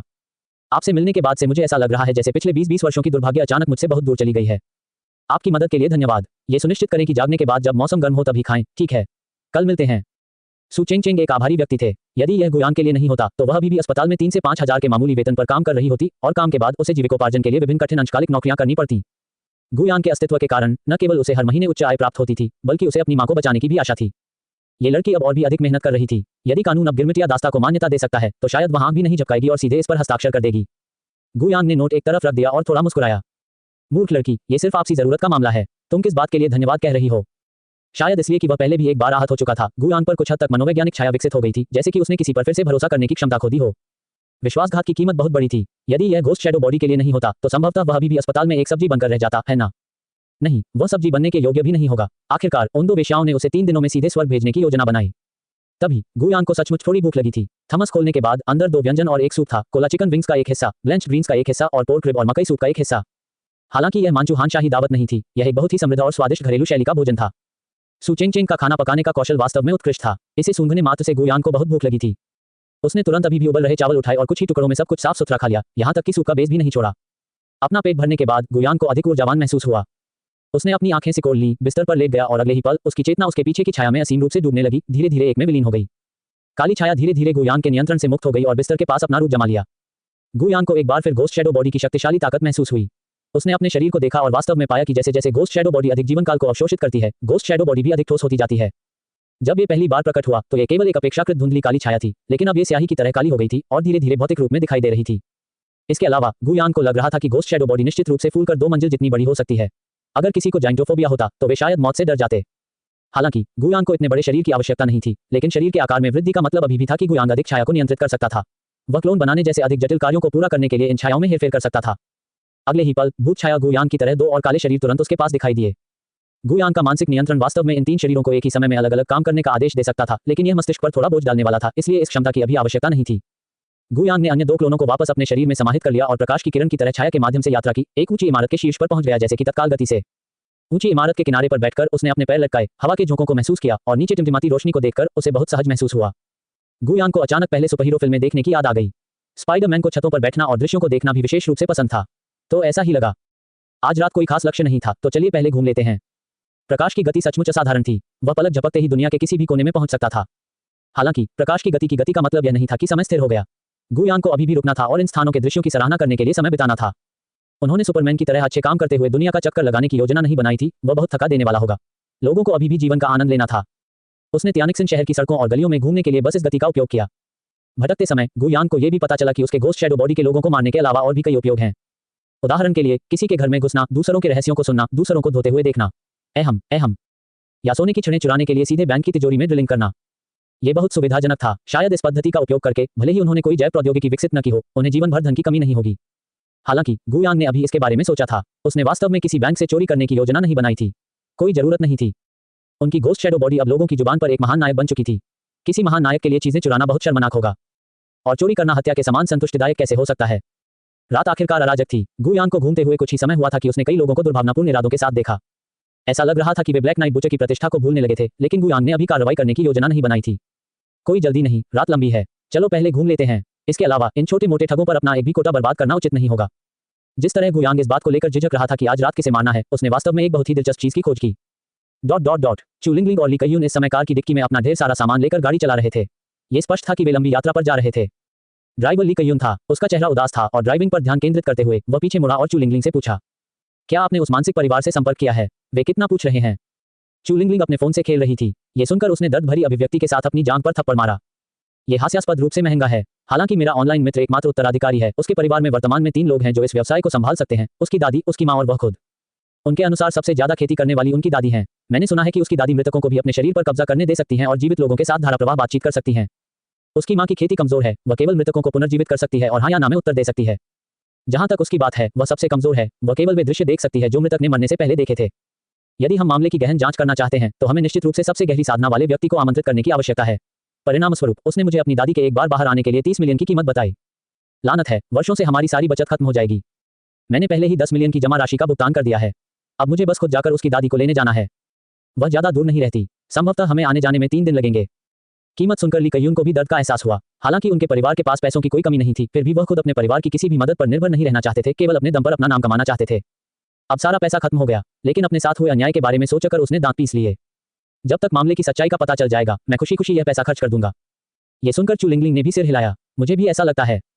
हालांकि इन दिनों ऑनलाइन धोखेबाज बहुत अधिक हैं। हालांकि मैंने नेटवर्क तकनीक के माध्यम से पुष्टि की है कि मेरा मित्र कोई घोटालेबाज नहीं है, लेकिन इस बात की कोई गारंटी नहीं है कि वे अतिशयोक्ति नहीं कर रहे हैं। अगर इसका असर उनके कहे अनुसार नहीं हुआ तो हमारा पैसा बर्बाद हो जाएगा। ये सुनकर ली कयून का दिल और भी अधिक दुख गया, लेकिन उसने अंततः स्टीयरिंग व्हील को कसकर पकड़ लिया और आह भरी। कोई दूसरा रास्ता नहीं है। हमें किसने बताया कि हमें वैज्ञानिक दृष्टिकोण से मामले को सुलझाने के लिए कोई दिशा नहीं मिल सकी? हम केवल तत्वमीमांसा पर भरोसा कर सकते हैं। अब मुझे समझ में आया कि इतने सारे लोग धूप जलाना और बुद्ध से प्रार्थना करना क्यों पसंद करते हैं, क्योंकि धूप जलाने और बुद्ध से प्रार्थना करने के अलावा कोई दूसरा रास्ता नहीं दिखता है। अध्याय -96 संकट माफिया का बदला। अचानक ली कयून ने ब्रेक लगा दिया। चू लिंगलिंग का हाथ फिसल गया और उसके फोन पर गेम इंटरफेस तुरंत ग्रे हो गया। क्या कर रहे हो? क्या आप लगातार गाड़ी नहीं चला सकते? मैं फिर मर गया, मेरे साथी मुझे श्राप देंगे। ली कयून ने अवाक होकर उसकी ओर अपनी आंखें घुमाई। क्या आप अपने साथियों द्वारा शापित होने की भावना का आनंद नहीं ले रहे हैं? चू लिंगलिंग ने गुस्से से कहा, यह सच है, लेकिन मैं 24 घंटे शापित नहीं होना चाहता। कभी कभी मैं कुछ प्रशंसा सुनना चाहता हूँ, ठीक है? आपके कौशल के साथ आपकी अभी भी प्रशंसा की जा सकती है। आपकी टीम के साथी कितने बुरे होंगे? चू लिंगलिंग ने गुस्से में अपनी मुट्ठी उठाई। ठीक है, तुम्हारी इस तरह मेरा मजाक उड़ाने की हिम्मत कैसे हुई? मैं देख रहा हूं कि तुम अब और जीना नहीं चाहते। ली कयून उस पर ध्यान देने की जहमत नहीं उठा सकती थी। ऑर्डर मेंटेनेंस जैकेट पहने एक स्टाफ सदस्य मुस्कुराते हुए सड़क के किनारे लगे साइन की ओर इशारा करते हुए आया और बोला, क्षमा करें सर, आगे सीवेज पाइप है, किसी शरारती बच्चे ने उसमें पटाखा फेंक दिया और विस्फोट हो गया। अभी इसकी मरम्मत चल रही है। यदि आप गुजरना चाहते हैं श्रीमान, आप पहले चक्कर लगाने के लिए बाईं ओर की इस छोटी सी सड़क का उपयोग कर सकते हैं। ली कयून ने भौहें सिकोड़ ली और उस पर नजर डाली और खुद से बुदबुदाया, आजकल बच्चे इतने शरारती क्यों हो गए हैं? स्टाफ सदस्य ने भी आह भरी। कोई रास्ता नहीं है। आजकल हर कोई एक छोटे पूर्वज की तरह है, एक महान राक्षस राजा की तरह जो अराजकता फैला रहा है। जब हम छोटे थे तब की तुलना में कहीं अधिक परेशानी भरा है। चून की सड़क की मरम्मत चल रही थी। ली कयून और चू लिंगलिंग के पास चक्कर लगाने के अलावा कोई विकल्प नहीं था। इसके बगल की सड़क काफी संकरी थी, एक तरफा सड़क जिसमें एक समय में केवल एक कार को गुजरने की अनुमति थी। ली कयून और चू लिंगलिंग गाड़ी चलाते समय बातें कर रहे थे और पहले तो उन्होंने ज्यादा ध्यान नहीं दिया, लेकिन जैसे ही वे इस छोटी सी सड़क पर चले, उन्हें तुरंत लगा कि कुछ गड़बड़ है। शांत, ये बहुत शांत था। ये छोटी सी सड़क लगभग 100 मीटर लंबी थी। केवल उनकी कार चल रही थी और सड़क के दोनों ओर किसी भी व्यवसायी या निवासी ने अपनी लाइटें नहीं जलाई थी। ली कयून को ऐसा महसूस हुआ जैसे वह किसी छोटी सड़क पर नहीं, बल्कि किसी प्राचीन विशाल जानवर की अन्न प्रणाली में चला गया हो। इस समय कार सड़क के इस हिस्से के बीच में पहुंच गई थी। जब ली कयून ने पीछे मुड़कर देखा तो उन्हें एहसास हुआ कि एक बड़ा मालवाहक ट्रक भी इस सड़क पर आ गया है, जिससे ये पूरी तरह से अवरुद्ध हो गया है। ड्राइवर की सीट पर नंगे सीने वाले 2 मोटे टैटू वाले आदमी उन्हें मुस्कुराहट के साथ देख रहे थे। और ठीक आगे एक ट्रक भी अंदर आया था। यात्री सीट पर एक हुआंग माओ बैठा था, जिसकी छाती खुली थी, लेकिन उसने टाई पहन रखी थी, धूप का चश्मा लगाया हुआ था और उसके मुंह का कोना थोड़ा ऊपर उठा हुआ था। धिक्कार है, वे यहाँ मैत्रीपूर्ण मुलाकात के लिए नहीं आए हैं। ली कयून और चू लिंगलिंग के चेहरों से मुस्कान तुरंत गायब हो गई। जब वे प्रवर्तन ब्यूरो से बाहर निकले तो उन्हें अचानक लियू ताओ की चेतावनी याद आ गई। ये गिरोह के सदस्य निश्चित रूप से इसे जाने नहीं देंगे। प्रवर्तन ब्यूरो के सामने उनका अस्थायी पीछे हटना केवल इसलिए था क्योंकि उन्हें पहले ही पर्याप्त लाभ मिल चुका था, लेकिन माफी के कुछ शब्दों और साधारण आंतरिक दंड के साथ इन सड़क ठगों को खुश करना बिल्कुल असंभव था। उनकी नजर में खून का बदला खून से देना होगा। चू लिंगलिंग ने तुरंत उसका फोन उठाया। वे वास्तव में विद्रोह कर रहे हैं। ये शहर का केंद्र है। उनके आसपास बहुत सारे लोग घूम रहे हैं। क्या वे विद्रोह करने की कोशिश कर रहे हैं? क्या उन्हें लगता है कि यहाँ कोई कानून नहीं है? लेकिन रिपोर्ट नंबर डायल करने के बाद ही उसे एहसास हुआ कि कॉल ही नहीं लग सकी और उसके फोन में सिग्नल का एक बार भी नहीं था। उसके बगल में मौजूद ली कयून ने भी अपना फोन निकाला और चेक किया और वह वैसा ही था। ट्रकों के आगे और पीछे के माल डिब्बे खुल गए और एक के बाद एक बदमाश अपना सिर हिलाते हुए ट्रकों से बाहर निकल गए। उनके पास जानलेवा इरादे दर्शाने वाले चाकू, बंदूकें और डंडे थे। कुछ छुरियों का खून भी साफ नहीं हुआ था। ये छोटी सी गली तुरंत खून की गंध से भर गई। हर कोई कारों से बाहर निकल गया, सिवाय उस अजीब व्यक्ति के जो सामने यात्री सीट पर खुली छाती के साथ और टाई पहने हुए बैठा था। उसने चुपचाप सिगरेट जलाई, मुंह का छल्ला उड़ाया और फिर बोला, मुझे अपना परिचय दें। मैं अब बॉक्सिंग जिम का तीसरा बॉस हूँ। आप मुझे क्रो कह सकते हैं। मैंने सुना है कि आपने हमारे पूर्व बॉस ब्लैक टाइगर को जेल में गोली मार दी है ना? आप काफी प्रभावशाली थे। अब तुम्हारी बंदूक कहाँ है? इसे भाइयों के खेलने के लिए निकालो। ली कयून और चू लिंगलिंग के चेहरे बेहद गंभीर थे। वे पहले ही प्रवर्तन ब्यूरो छोड़ चुके थे। उस वर्दी के बिना उन्हें बंदूक ले जाने का कोई अधिकार नहीं था। कौवे ने अचानक अपना मुंह ढक लिया और डर के भाव से कहा, ओ प्रिय, मैं सचमुच भूल गया था। ऐसा लगता है कि सचमुच आपके पैरों के बीच में बंदूक दबी हुई है। तुम वह बंदूक निकालकर मुझे गोली तो नहीं मारोगे, है ना? हा हा हा। डर की अभिव्यक्ति के बाद उसकी जगह कौवे की जंगली हंसी ने ले ली। इसके तुरंत बाद सभी दिशाओं से 100 से अधिक निचले स्तर के ठग जोर जोर से हंसने लगे। उनकी हंसी पूरी गली में गूंज उठी।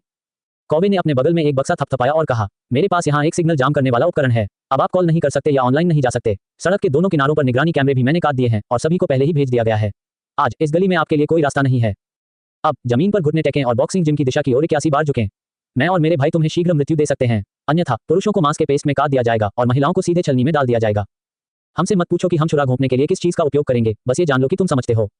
हर तरफ के ठगों के चेहरों पर बुरी मुस्कान थी। वे कदम दर कदम बंद होते जा रहे थे। स्थिति तनावपूर्ण थी। ली कयून ने मुड़कर चू लिंगलिंग को कुछ अपराधबोध से देखा। मुझे खेद है, ये सब मेरी लापरवाही है। मुझे उम्मीद नहीं थी कि ये लोग इतने निर्दयी होंगे और इतनी जल्दी कार्रवाई करेंगे।